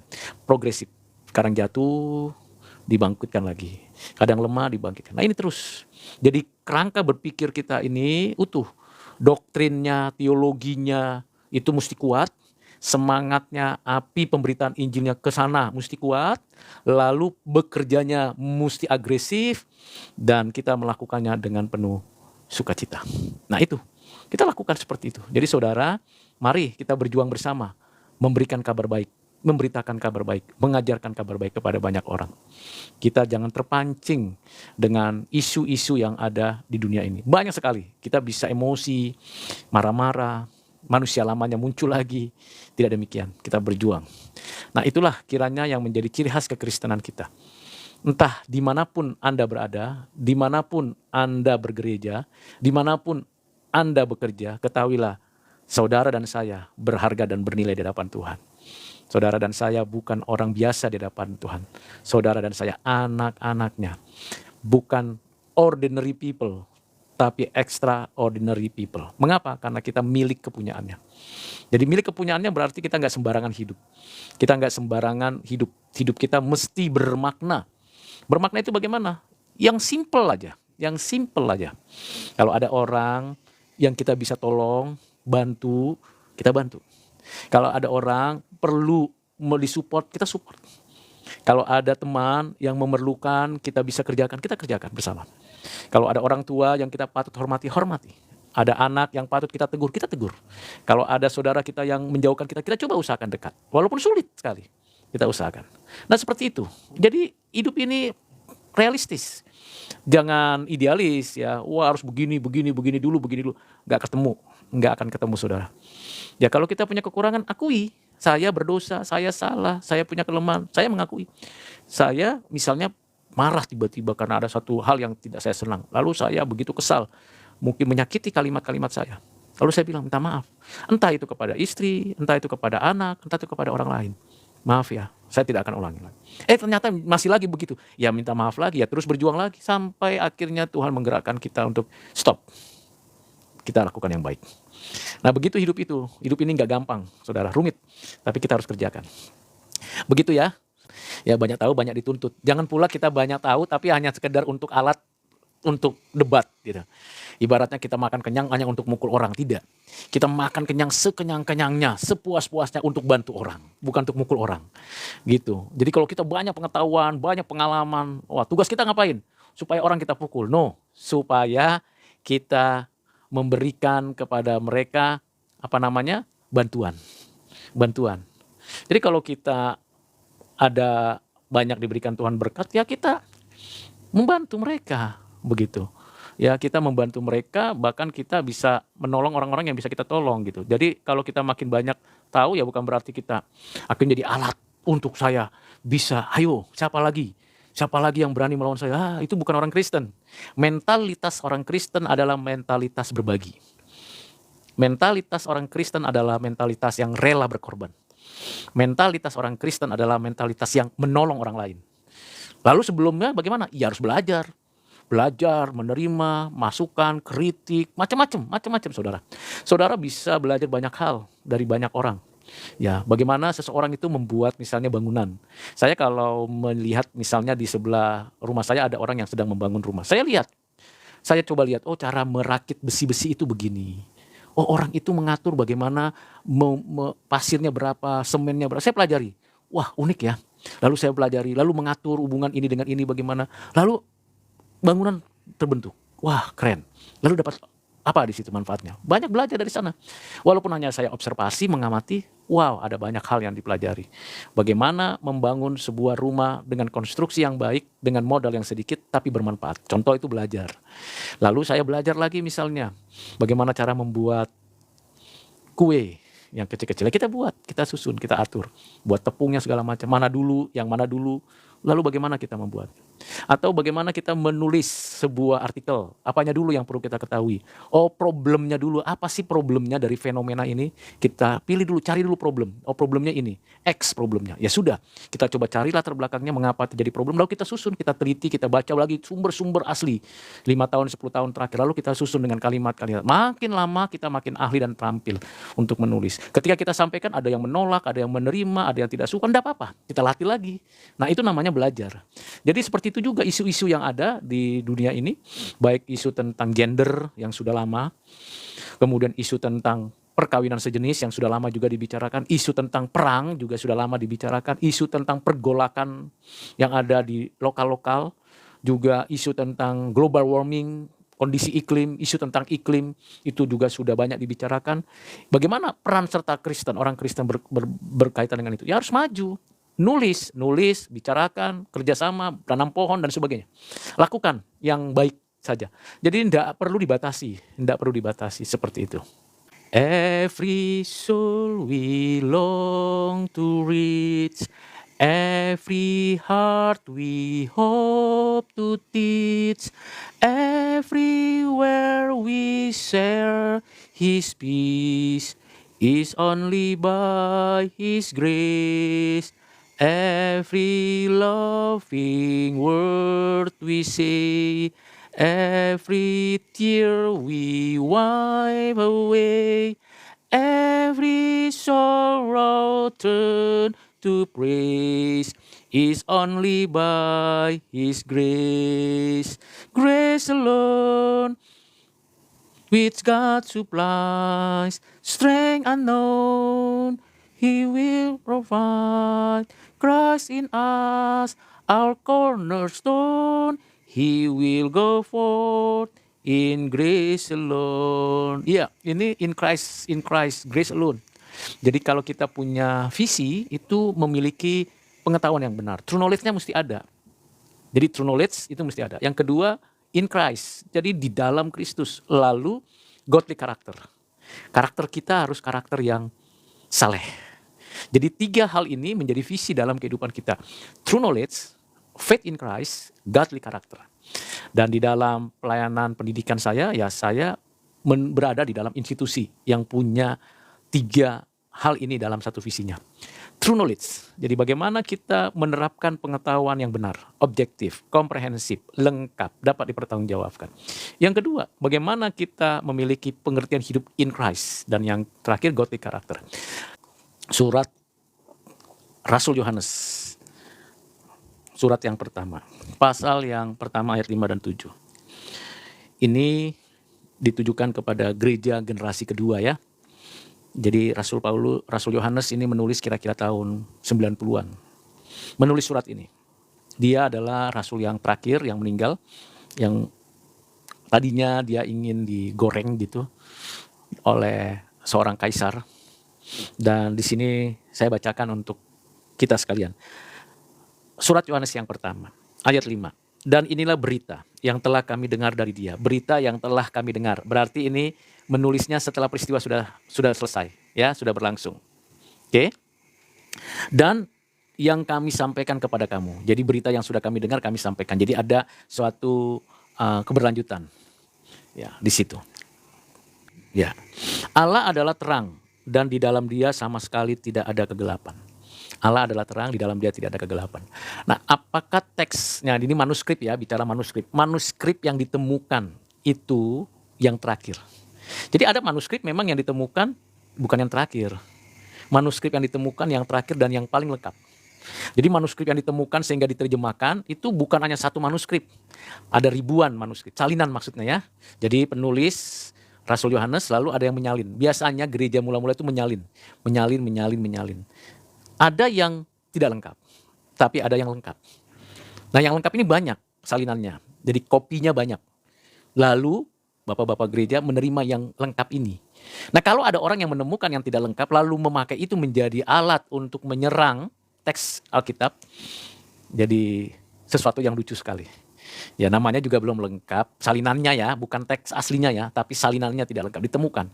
Lalu itu menjadi sarana. Sama seperti misalnya ada orang yang memutarbalikkan 4 Injil ini dibandingkan dengan Injil yang lain. Oh banyak, Injil itu banyak beredar di abad kedua, abad ketiga, abad keempat, bahkan sampai abad ke-16 ada Injil lain.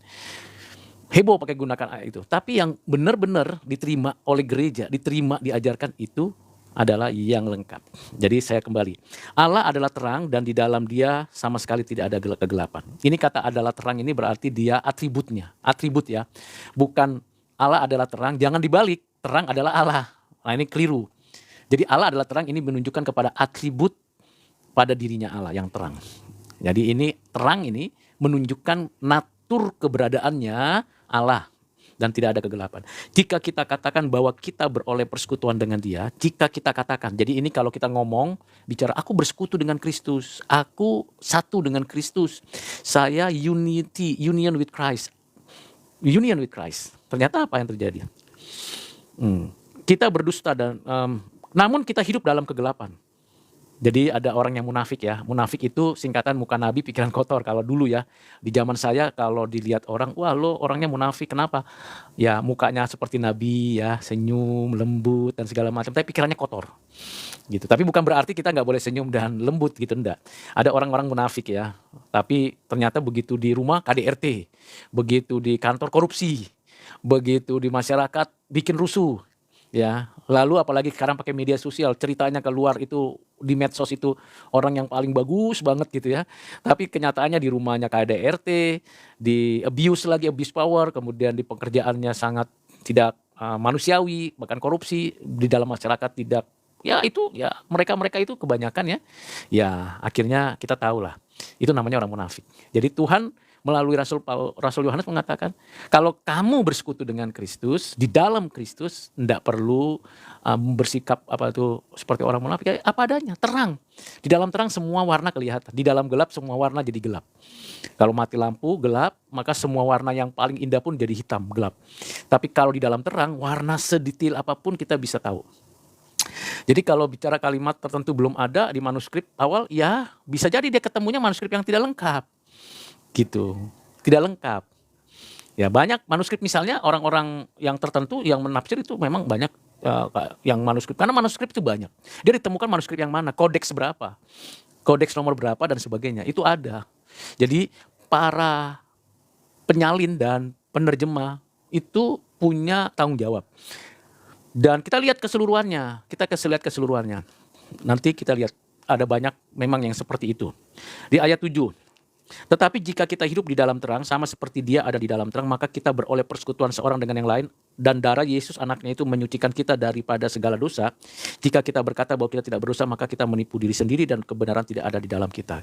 Jadi artinya kita harus tahu bahwa saya orang berdosa, saya harus jelaskan dan saya harus tekankan seperti itu ya. Kemudian jika kita berkata bahwa kita tidak ada berbuat dosa, ya kita harus ngaku dosa kita. Nah, ini ternyata 1 Yohanes 5 ya, ayat 7 dan 8. Oke, 1 Yohanes 5 ayat 7 dan 8. Ini bicara iman mengalahkan dunia. Kalau dari perikop ini yang diberikan LAI, kemudian kita baca ayat 7. Sebab ada 3 yang memberi kesaksian di dalam surga, Bapa, Firman, dan Roh Kudus, dan ketiganya adalah satu. Dan ada 3 yang memberi kesaksian di bumi, roh dan air dan darah, dan ketiganya adalah satu. Ya, di dalam kurung seringkali itu manuskrip berikutnya ditambahkan. Memang benar, itu benar ditambahkan. Tetapi apakah itu menghilangkan atau meniadakan arti keberadaannya? Tidak. Di sini dikatakan sebab ada 3 yang memberi kesaksian di dalam surga, Bapa, Firman, dan Roh Kudus, dan ketiganya adalah satu. Ini dalam kurung bukan dalam kurung begini, tapi dalam kurpe. Itu berarti dari manuskrip yang ditemukan, yang lain. Lalu dikatakan memang di dalam bagian berikutnya, dan ada 3 yang memberi kesaksian di bumi. Jadi ada kesaksian kalau kita mau tutup misalnya ya, kita mau tutup kalimat itu, sebab ada 3 yang memberi kesaksian, langsung dan ada 3 yang memberi kesaksian di bumi. Ini di bumi juga itu ditutup, misalnya kita tutup, lalu langsung kita baca begini, sebab ada 3 yang memberi kesaksian, roh dan air dan darah, dan ketiganya adalah satu. Kalau kita baca itu saja, roh, air, dan darah, itu bicara tentang apa sih? Perjamuan. Bicara tentang apa sih? Persekutuan. Karena di dalam ayat 6, inilah dia yang telah datang dengan air dan darah. Ini bicara tentang Yesus Kristus. Bukan saja dengan air, tetapi dengan air dan dengan darah. Dan rohlah yang memberi kesaksian, karena roh adalah kebenaran. Jadi Roh Kudus, roh Allah ini menyatakan bahwa memang Yesus Kristus yang inkarnasi, ada darah, ada airnya, ada kematian, ada kebangkitan. Ini kesaksian, dan kesaksian ini diteguhkan, dinyatakan di dalam pengertian. Nah, kalau misalnya ayat 7 ini, ya ayat 7 ini berhenti dari kata memberi kesaksian, kemudian di kurungnya itu dihapus, tidak mengurangi apa-apa. Nah, kalaupun ditambahkan, misalnya dengan manuskrip yang berikutnya, yang ditemukan berikutnya, itu tidak mengubah apa-apa. Jadi di sini apakah kesaksian tentang anak Allah? Tanya di ayat 1, volume Yohanes 5 ayat 7 dan 8, kesaksian tentang anak Allah. Kesaksian ya tentang, di sini kan katakan di sini ayat 6 ya. Dan inilah yang telah datang, dan dialah yang telah datang dengan air dan darah. Jadi ini kemanusiaan Yesus. Jadi ada kemanusiaan Yesus ditambahkan pada diri pribadi dari anak Allah. Bukan saja dengan air, tetapi dengan air dan darah, tetapi dengan air dan darah, dan rohlah yang memberi kesaksian. Karena memang Maria dikandung dari Roh Kudus dan dinaungi oleh Roh Kudus, dan pelayanan Yesus dipenuhi oleh Roh Kudus sampai Roh menyerahkan nyawa. Yesus juga bersama Yesus menyerahkan nyawa kepada Bapa juga. Jadi di sini memang hal yang sangat penting dan menarik. Nah, persoalannya di mana? Kita menerima, dan ada 3 yang memberi kesaksian itu di bumi. Ya, memang di bumi ya, roh dan air. Kita menerima kesaksian manusia, tapi kesaksian Allah lebih kuat, sebab demikianlah kesaksian yang diberikan Allah tentang anaknya. Ya, demikianlah kesaksian tentang anaknya. Jadi ini untuk menunjukkan bagaimana anak itu inkarnasi dan ada yang menyaksikan. Allah yang menyaksikan, anaknya sendiri bersaksi, dan roh Allah sendiri yang menyaksikan. Jadi tidak ada yang menjadi sesuatu yang menyulitkan. Barang siapa yang percaya kepada anak, ialah yang mempunyai kesaksian di dalam dirinya. Barang siapa tidak percaya kepada Allah, ia membuat dia menjadi pendusta, karena ia tidak percaya akan kesaksian yang diberikan Allah tentang anaknya. Jadi Allah yang menyaksikan tentang keberadaan anaknya itu. Jadi kalau nggak percaya, maka dia tidak memiliki anak, berarti dia tidak memiliki hidup. Dan ia tidak memiliki anak, berarti ia tidak memiliki hidup. Jadi siapa yang tidak percaya akan kesaksian dari roh, kesaksian dari Allah, Bapa tentu di sini maksudnya, maka ia tidak memiliki hidup. Jadi apa yang menjadi kesulitan? Ini gamblang sekali. Jadi gereja mula-mula dan yang generasi kedua setelah pemuritan pertama, lalu pemuritan berikutnya yaitu generasi kedua kekristenan ini, ya memang dijelaskan, ditegaskan, kami menerima, kami ada di sana, dan kami menjelaskan sekarang. Nah, Rasul Yohanes menegaskan bahwa bukan dia sendirian, karena dia mengatakan di ayat 5-nya, kami dengar dari dia dan kami sampaikan kepada kamu. Jadi seperti itu. Bahkan di ayat 1 dikatakan yang telah kami lihat dan dengan mata kami yang kami saksikan dan seterusnya, dan semua ini kami tuliskan kepada kamu supaya sukacita menjadi sempurna. Jadi tidak ada masalah di dalam kalau misalnya ada yang bilang ini teksnya seperti ini, oke kita hapus misalnya ya, kita mau cari jalan tengah, neti-neti. Ya kita mau cari jalan tengah, kita mau cari jalan yang lebih soft. Enggak mengubah apa-apa. Tetapi dengan ada ditemukan manuskrip berikutnya dan ditambahkan, makanya tanda dalam kurung, it's okay. Mungkin ada orang yang keberatan, juga nggak ada masalah. Yang pasti itu menyaksikan bahwa ada anak. Seperti itu kira-kira penjelasan saya. Jadi textual criticism itu ilmu yang pengen tahu gitu loh. Oh, ini saya untuk Pak Holi pengen tahu bahwa autograf yang ditulis sama para rasul itu bagaimana, Pak Holi. Nah, ada yang namanya sepanjang zaman semuanya bapak gereja, bahkan Calvin, Martin Luther, itu mereka pada saat menerjemahkan itu menggunakan berbagai sumber. Ya, jadi saya ke situ dulu ya Pak Holi. Kemudian ada kisah di mana Erasmus waktu itu menerjemahkan Alkitab dari sumber-sumber yang dia punya. Jadi untuk Pak Holi, itu di KJV aja yang ada ayat itu. Kita lihat dalam konteks luasnya ya, orang Amerika juga, mereka juga masih berdebat, wah saya sukanya KJV. Ya. Ada yang, oh saya tidak terima KJV karena kurang reliable menurut, kalau melihat dari jurnal-jurnal yang disetujui, biasanya yang patokan paling mempengaruhi itu mengenai ilmu ini namanya Bruce Metzger. Bruce Metzger ini dia, waduh lengkap banget dia. Nah, yang sekarang itu salah satunya ada yang ateis tuh, gurunya muridnya Bruce Metzger, si Bart Ehrman. Bart Ehrman ini pernah membuat suatu buku yang kontroversial. Nah, lalu disitulah kebangkitan daripada ilmu textual criticism. Ya kita mesti bisa menjawab tuduhan-tuduhan dari para ahli. Mereka kan belajar, mereka setiap hari ngeliatin itu manuskrip-manuskrip. Database-nya semuanya ada. Pernah berhadapan langsung dengan manuskrip-manuskrip yang ada.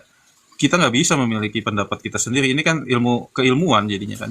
Daniel Wallace itu reform yang ketat, dia ketat banget. Nah, kemudian dia sekarang pensiun khusus untuk meneliti semua manuskrip lebih lagi. Penelitian-penelitian terbarunya dia terbitkan di dalam jurnal-jurnal. Ada juga melalui Facebook, melalui blognya dia, dan itu diterima sama kalangan akademisi. Jadi dengan fakta bahwa hanya KJV yang mencantumkan kalimat yang di dalam kurung TB itu, jadi si Erasmus itu pada saat menerjemahkan dia tuh ada 3 edisi. Nah, Calvin nggak mendapat edisi yang ketiga. Sedangkan di edisi ketiga, kalimat itu baru ada. Nah, Calvin dapatnya edisi yang kedua yang nggak ada kalimat itu. Nah, di kalimat itu, para ahli menemukan bahwa kan biasanya ada 2 nih manuskrip yang besar. Textus Receptus, itu dari Vatikanus ya. Sebentar, Codex Vatikanus. Saya ada nulis juga, tapi saya nggak bisa hafal semuanya lah. Codex Vatikanus, Codex Bezae, Codex Alexandrinus, Sinaiticus. Nah, saya hafal nih, Sinaiticus saya hafal. Di Codex Sinaiticus itu ada di dalam perpustakaan di Inggris, London. Nah, saya udah download nih Codex Sinaiticusnya. Di Codex Sinaiticus itu, jadi gini ceritanya, saya beli bukunya Bambang Nursena menjawab Misquoting Jesus-nya Bart Ehrman. Di buku Bambang Nursena itu, dia bilang, ada kok ayat itu Comma Johannem di Codex Sinaiticus. Langsung saya cari sumber primernya dong. Saya cari sumber primernya, nggak ada. Nggak ada ternyata. Terus dari hal itu saya cari ke Daniel Wallace, saya cari Bart Ehrman, saya cari semuanya. Ternyata memang nggak ada. Gitu loh. Jadi gimana ya, kalau sesuatu itu, ini kan ilmu yang baru juga, jadi banyak orang yang nggak ngerti, apalagi di Indonesia ya. Mereka mengutip buku-buku yang umum aja gitu kan, tapi tanpa memeriksa sumber primernya. Contohnya tadi itu, Bambang Nursena bilang begitu, saya cari dong, oh ini bagus gitu kan. Akhirnya kita bisa menemukan bukti bahwa ayat itu ada gitu kan. Saya udah kubek-kubek kemana-mana, ternyata nggak ada gitu. Begitu saya tahu kisahnya itu, Kenapa di KJV ada? Karena KJV patokannya di Textus Receptus berdasarkan kumpulan daripada terjemahannya Erasmus di abad yang ke-16 itu. Sedikit ini ya, informasi aja buat Pak Holi gitu, Pak Holi. Itu Wah, Pak. luar biasa. Terima kasih ya. Kodeks-kodeks itu kan kita mau pakai yang mana gitu kan. Sampai kita mendapatkan pengertian. Lagi-lagi salinan-salinannya itu mesti ada gitu. Dan kalau memang tidak ada naskah itu, ya kita harus mengatakan memang tidak ada. Kalau ada ya ada begitu. Tapi pakai kodeks yang mana, pakai manuskrip yang mana, kita mesti tunjukkan. Karena penemuan-penemuan ini masih terus berlangsung, ya kita terus belajar dan terus Itu belajar. maksud saya sampai saat ini. Nah, ada juga argumentasi yang bilang begini, oh Bapak Gereja ada tulis kok mengenai hal itu. Nah, logikanya begini, kalau itu nggak ada di manuskrip awal, itu kutipan Bapak Gereja merujuk kepada ayat itu, ataukah dia pada saat misalnya berkhotbah, lalu dia menulis tentang hal itu. Nah, itu semuanya udah dijawab sama para ahli-ahli itu. Kita nggak punya bukti yang kuat gitu, intinya gitu. Intinya seperti itu. Misalnya semuanya yang pernah kita pikirkan misalnya di Wikipedia gitu ya. Oh, ada perdebatan Bapak Gereja ini menulis mirip nih seperti itu. Bapak Gereja itu menulis seperti itu. Semuanya dijawab sama mereka. Gimana logikanya gimana kalau itu nggak ada di teks aslinya, mau yang diterjemahkan ke bahasa Latin sama Jerome atau yang dipegang sama Gereja Timur tetap menggunakan bahasa Yunani, itu nggak ada kalimat tersebut. Nah kan masalahnya gitu, kalau nggak ada gimana kita bisa memanipulasi pikiran bahwa itu pernah ada gitu. Ya, satu lagi di Alkitab ditulis siapa yang mengurangi mengurangi kata-kata firman Tuhan, dia akan mendapat hukumannya. Siapa yang menambahi juga. Jadi posisi kita itu sulit, kecuali kalau kita ahli di bidang itu. Ya intinya gitu sih, sampai sejauh ini belum diketemukan manuskrip yang cukup untuk argumen kita bahwa ayat itu ada, dan cerita bagaimana kalimat itu ada sudah ada di dalam sejarah Erasmus edisi ketiga. Edisi ke-1, kedua nggak ada kalimat itu, edisi ketiga ada. Karena ada ceritanya juga, ada orang yang menyodorkan dan dia buru-buru untuk diterima sama paus biar bisa diterbitkan. Karena zaman itu hanya yang disetujui sama paus boleh menerbitkan terjemahan gitu. Sekian dari saya. Ya, puji Tuhan ya, mantap. Ya memang sekali lagi kan dalam kurung itu ya, itu kan berarti masih ada kemungkinan. Maka kalaupun dihapus misalnya, itu dihilangkan, itu tidak meniadakan prinsip yang dasarnya di sana. Jadi misalnya ada perdebatan lagi misalnya tentang Markus ya. Injil Markus itu kan ada yang berhenti di Markus 16 ayat yang ke-8A atau ya ke-8A. Kemudian ada ditambahkan lagi berikutnya, kalau di King James ini justru nggak ada, kalau tidak salah. Kemudian ditambahkan di ayat 8b sampai ayat 20. Nah ini jadi bahan juga, apakah ini ditambahkan kemudian? Iya, ditambahkan kemudian. Apakah mengubah atau prinsip dasarnya? Tidak mengubah sesuatu. Jadi teks itu memang kita harus jujur mengatakan jika memang tidak ada ya tidak ada, jika ada ya ada.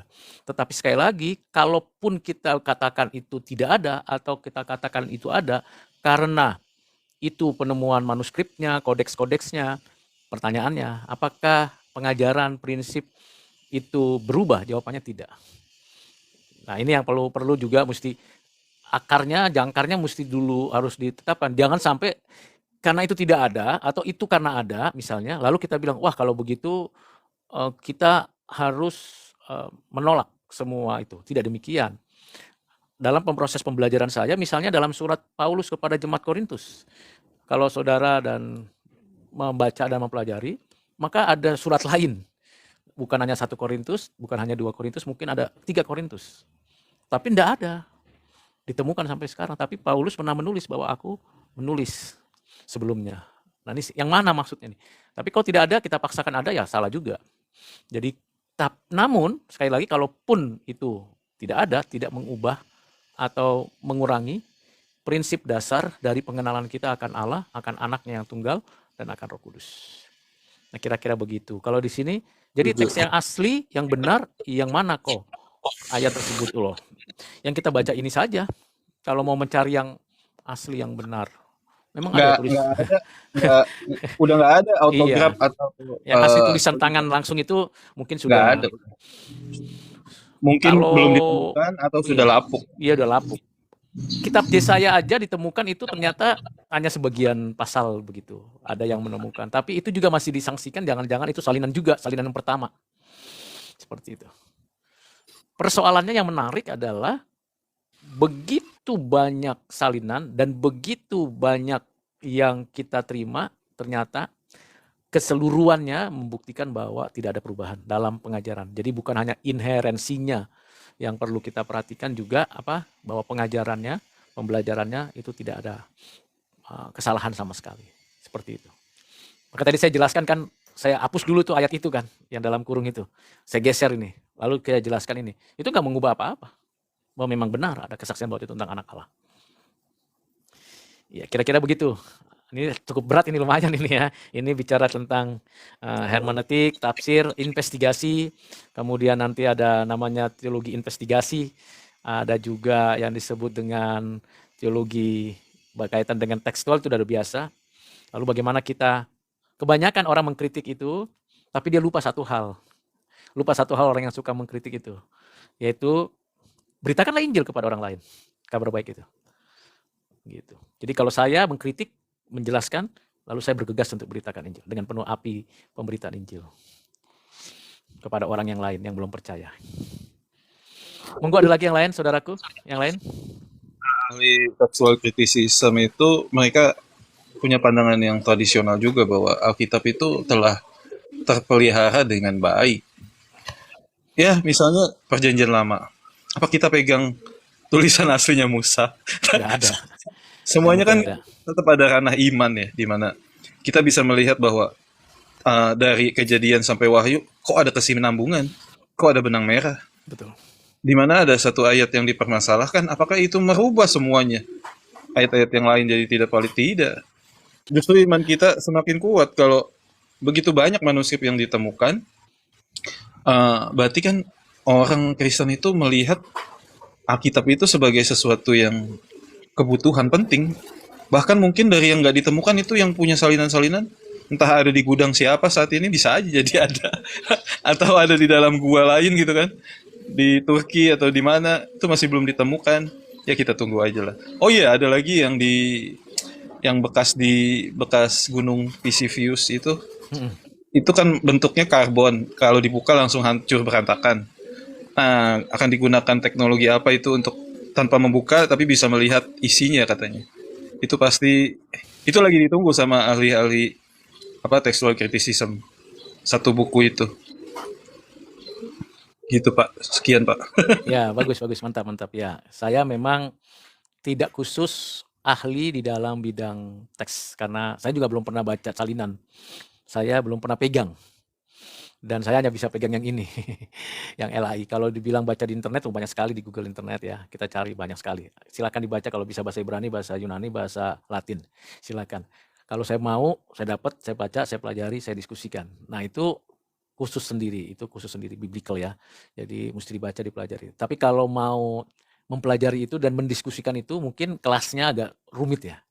Jadi mesti punya 3 hal dulu nih keahlian, yaitu bahasa, pertama bahasa Ibrani, Yunani, dan Latin. Yang kedua, mesti punya keahlian historis, jadi bicara sejarah itu perlu tahu dari mana, di mana posisinya, baik itu gereja di barat, di timur, maupun Alexandria, atau gereja-gereja yang lain yang kecil.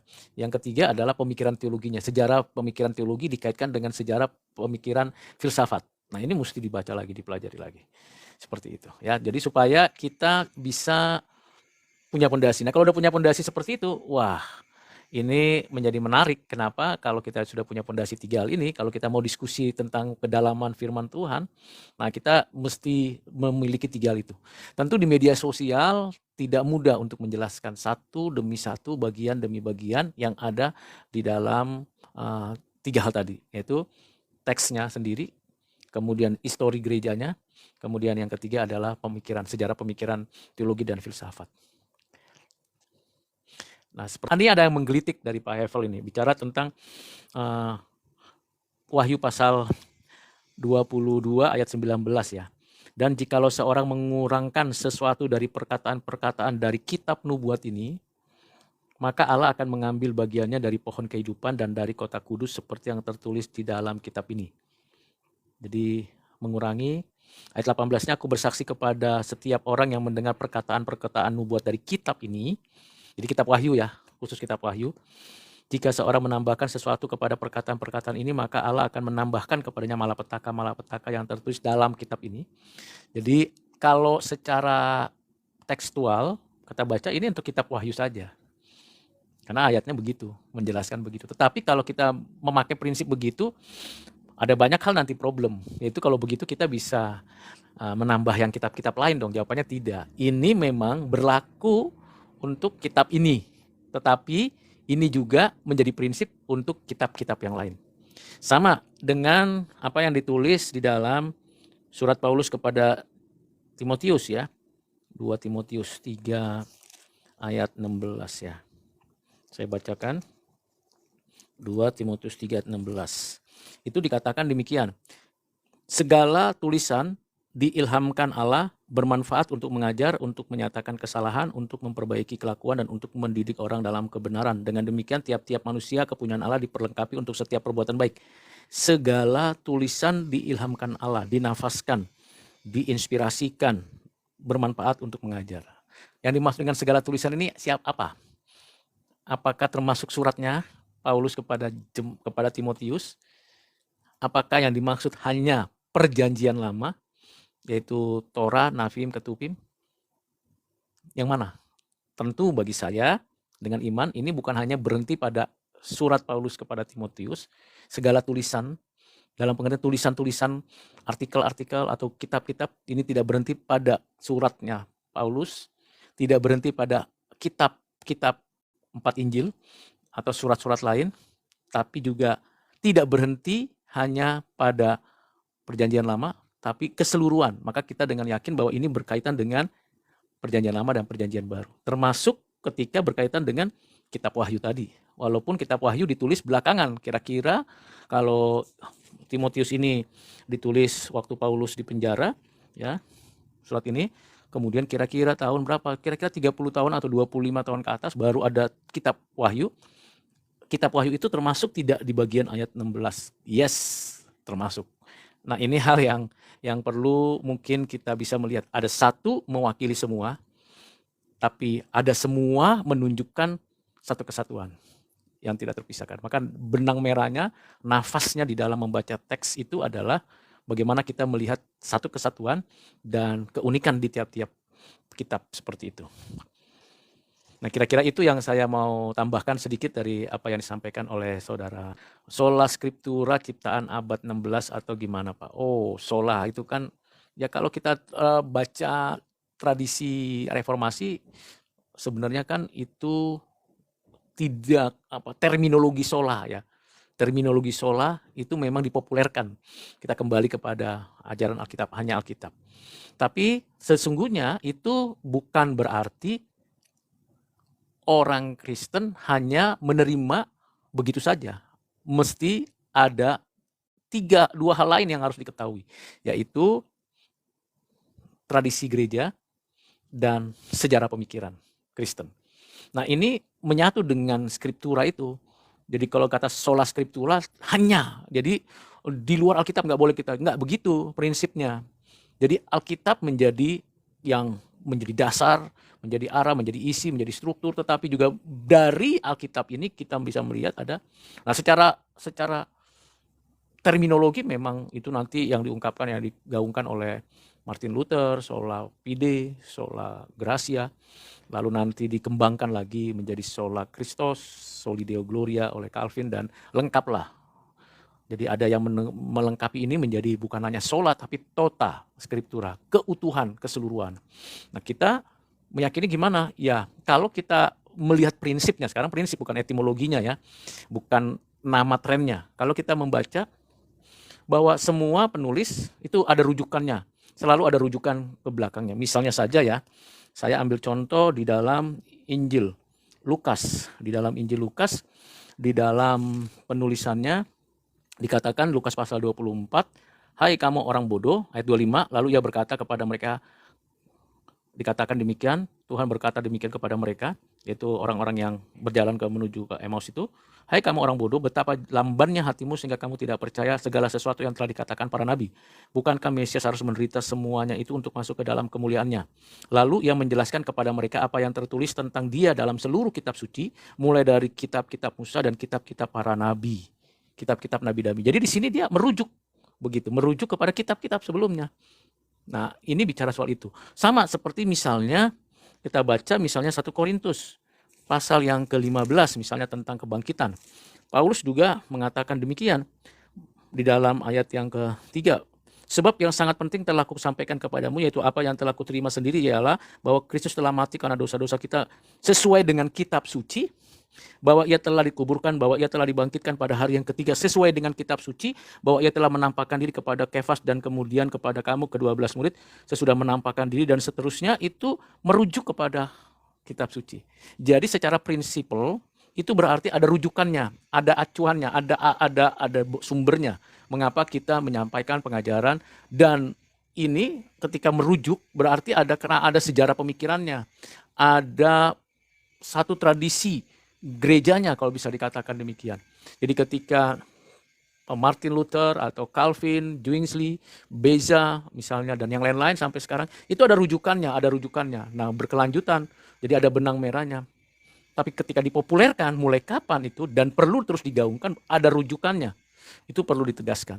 Nah, jadi kata ciptaan dibuat pada abad 16 dipopulerkan ya. Tapi kalau prinsipnya sudah dijelaskan, dijalankan. Bapak Agustinus misalnya, kalau kita baca bukunya pengakuan-pengakuan atau tafsir tentang apa yang bicara tentang kota ya kan, City of God bicaranya. Itu kita bisa lihat bagaimana ayat-ayat Alkitab menjadi rujukannya. Dan itu menjadi hal penting, dan ketika merujuk ke situ, di situ ada tradisi gereja yang diikuti.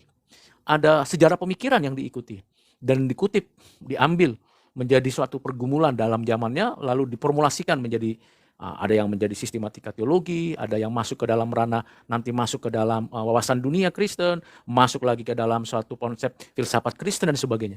Selalu mengarah ke sana. Ada rujukannya. Nah, rujukan kita ya firman Tuhan. Kira-kira seperti itu. Ya memang benar. Itu Arthur F. Olmos yang mengatakan segala kebenaran adalah kebenaran Allah. Namun Arthur F. Olmos juga menjelaskan itu berdasarkan pemikiran Agustinus juga Athanasius dan seterusnya, ada rujukannya memang. Jadi misalnya teks kitab suci kenapa bisa ditafsir berbeda bapak-bapak gereja sehingga banyak denominasi? Ya kalau menurut saya karena rujukan ditambah dengan tradisi gereja dan sejarah pemikiran yang menjadi basisnya adalah kebanyakan sejarah pemikiran dan tradisi gereja sehingga menimbulkan itu. Jadi Alkitab itu sendiri pada dirinya kan tidak mengalami perubahan, tapi tradisi sejarah pemikiran mengalami perubahan karena pergumulan zaman, sedangkan tradisi gereja mengalami pergumulan karena perubahan konteks. Jadi akibatnya ya side effect-nya menjadi ada perubahan-perubahan. Ada faktor politis, ada faktor kerajaan ya politis ya, faktor politis, ada faktor culture. Nah, faktor-faktor ini membuat pemikiran dan sejarah tradisi gereja mengalami perubahan, tetapi tidak akan pernah mengubah Alkitab ini. Nah, tafsir terhadap Alkitab biasanya itu ya berkaitan dengan politis, kemudian kebutuhan konteks dan sebagainya. Jadi tidak heran kalau misalnya gereja di barat misalnya diwakili oleh Katolik, gereja di timur misalnya diwakili oleh gereja-gereja Ortodoks Timur, dan juga gereja-gereja di Alexandria, ada gereja Koptik, nanti ada, itu memang mereka punya tafsir terhadap tradisi yang mereka ikuti. Tradisi kami begini. Tapi apakah itu rujukannya adalah Alkitab? Ada rujukannya Alkitab. Tapi itu ada yang saya sebut istilahnya B kecil, ada B besar. B kecil berarti dia lokal, jadi hanya berlaku pada konteks itu dan di situ saja. Tapi kalau itu berlaku di situ dan di situ saja terus dipakai menjadi sesuatu yang konteks lalu diuniversalkan, nah itu menjadi perbedaan-perbedaan. Nah ini memang perlu kejelian untuk melihat. Lalu nanti dari barat muncul satu gerakan di dalam, ya di dalam itu ada perubahan. baca lagi ke teks lagi, tradisinya gereja itu seperti ini gitu. Sejarah pemikiran seperti ini. Oh, dirujuk lagi dari Agustinus. Oh, ternyata tidak begitu. Kita diselamatkan melalui iman kepada Kristus, bukan karena kerja kita, usaha kita, religiusitas kita. Ada nggak rujukannya? Ada di dalam Alkitab. Nah, begitu ada rujukan dalam Alkitab, adalah perubahan, adalah keinginan untuk memperbaharui. Lalu terjadi reformasi. Begitu terjadi reformasi, gelombang pertama sebenarnya sudah pernah ada melalui penerjemahan Alkitab. Lalu gelombang berikutnya melalui tradisi-tradisi Barat dan Timur. Gelombang berikutnya secara teologis. Lalu berikutnya berdasarkan prinsip.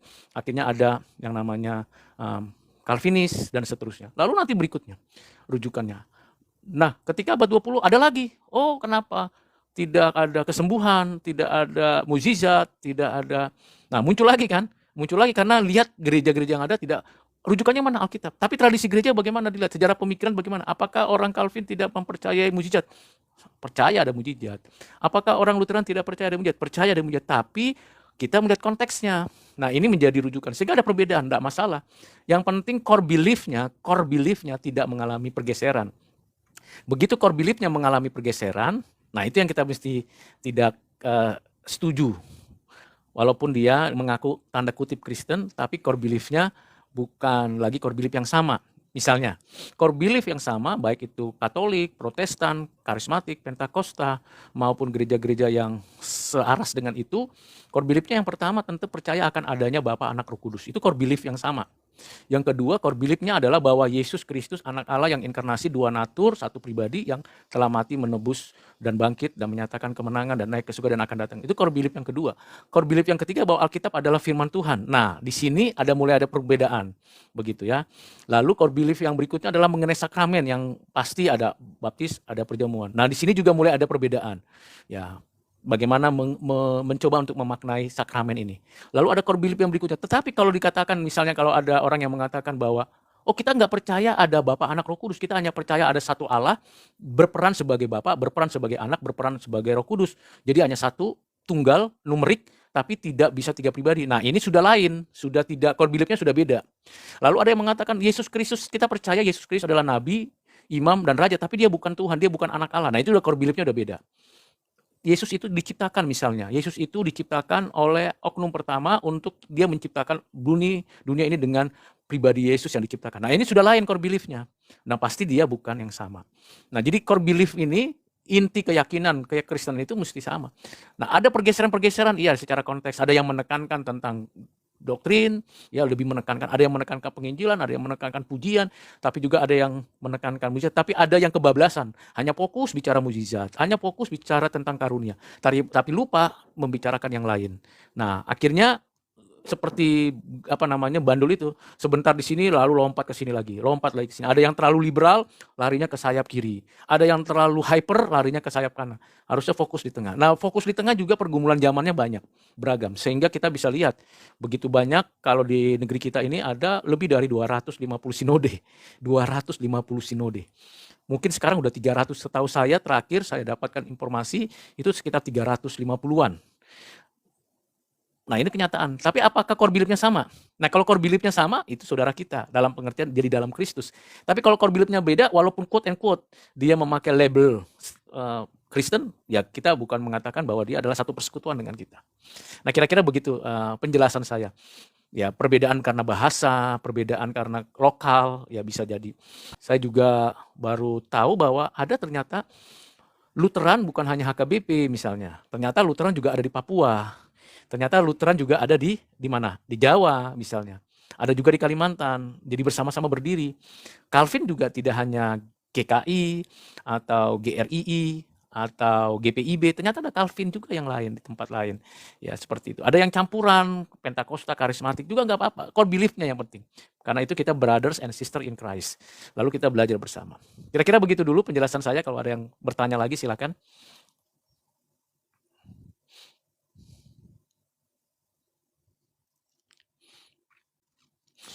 Ya kalau kita tafsir ayat-ayat Alkitab, terjemahan juga bagian dari tafsiran ya. Jadi mesti hati-hati. Tadi saya katakan mesti kita belajar sungguh-sungguh. Kalau orang yang hanya, ya bisa aja orang menguasai bahasa Ibrani, bahasa Yunani, bahasa. Tapi kita juga harus lihat selain bahasa, ada juga sejarah pemikiran. Ada juga tradisi gereja. Tiga itu menjadi satu kesatuan. Oke, mari kita berdoa. Tuhan, terima kasih percakapan, diskusi kami atau tanya jawab yang hamba-Mu sampaikan bermanfaat. Berkati yang mendengar dan yang mempelajarinya. Juga hamba-Mu. Terima kasih Bapa, berkat-Mu atas kami dalam nama Tuhan Yesus kami berdoa. Amin. Sampai jumpa lagi, Tuhan Yesus memberkati.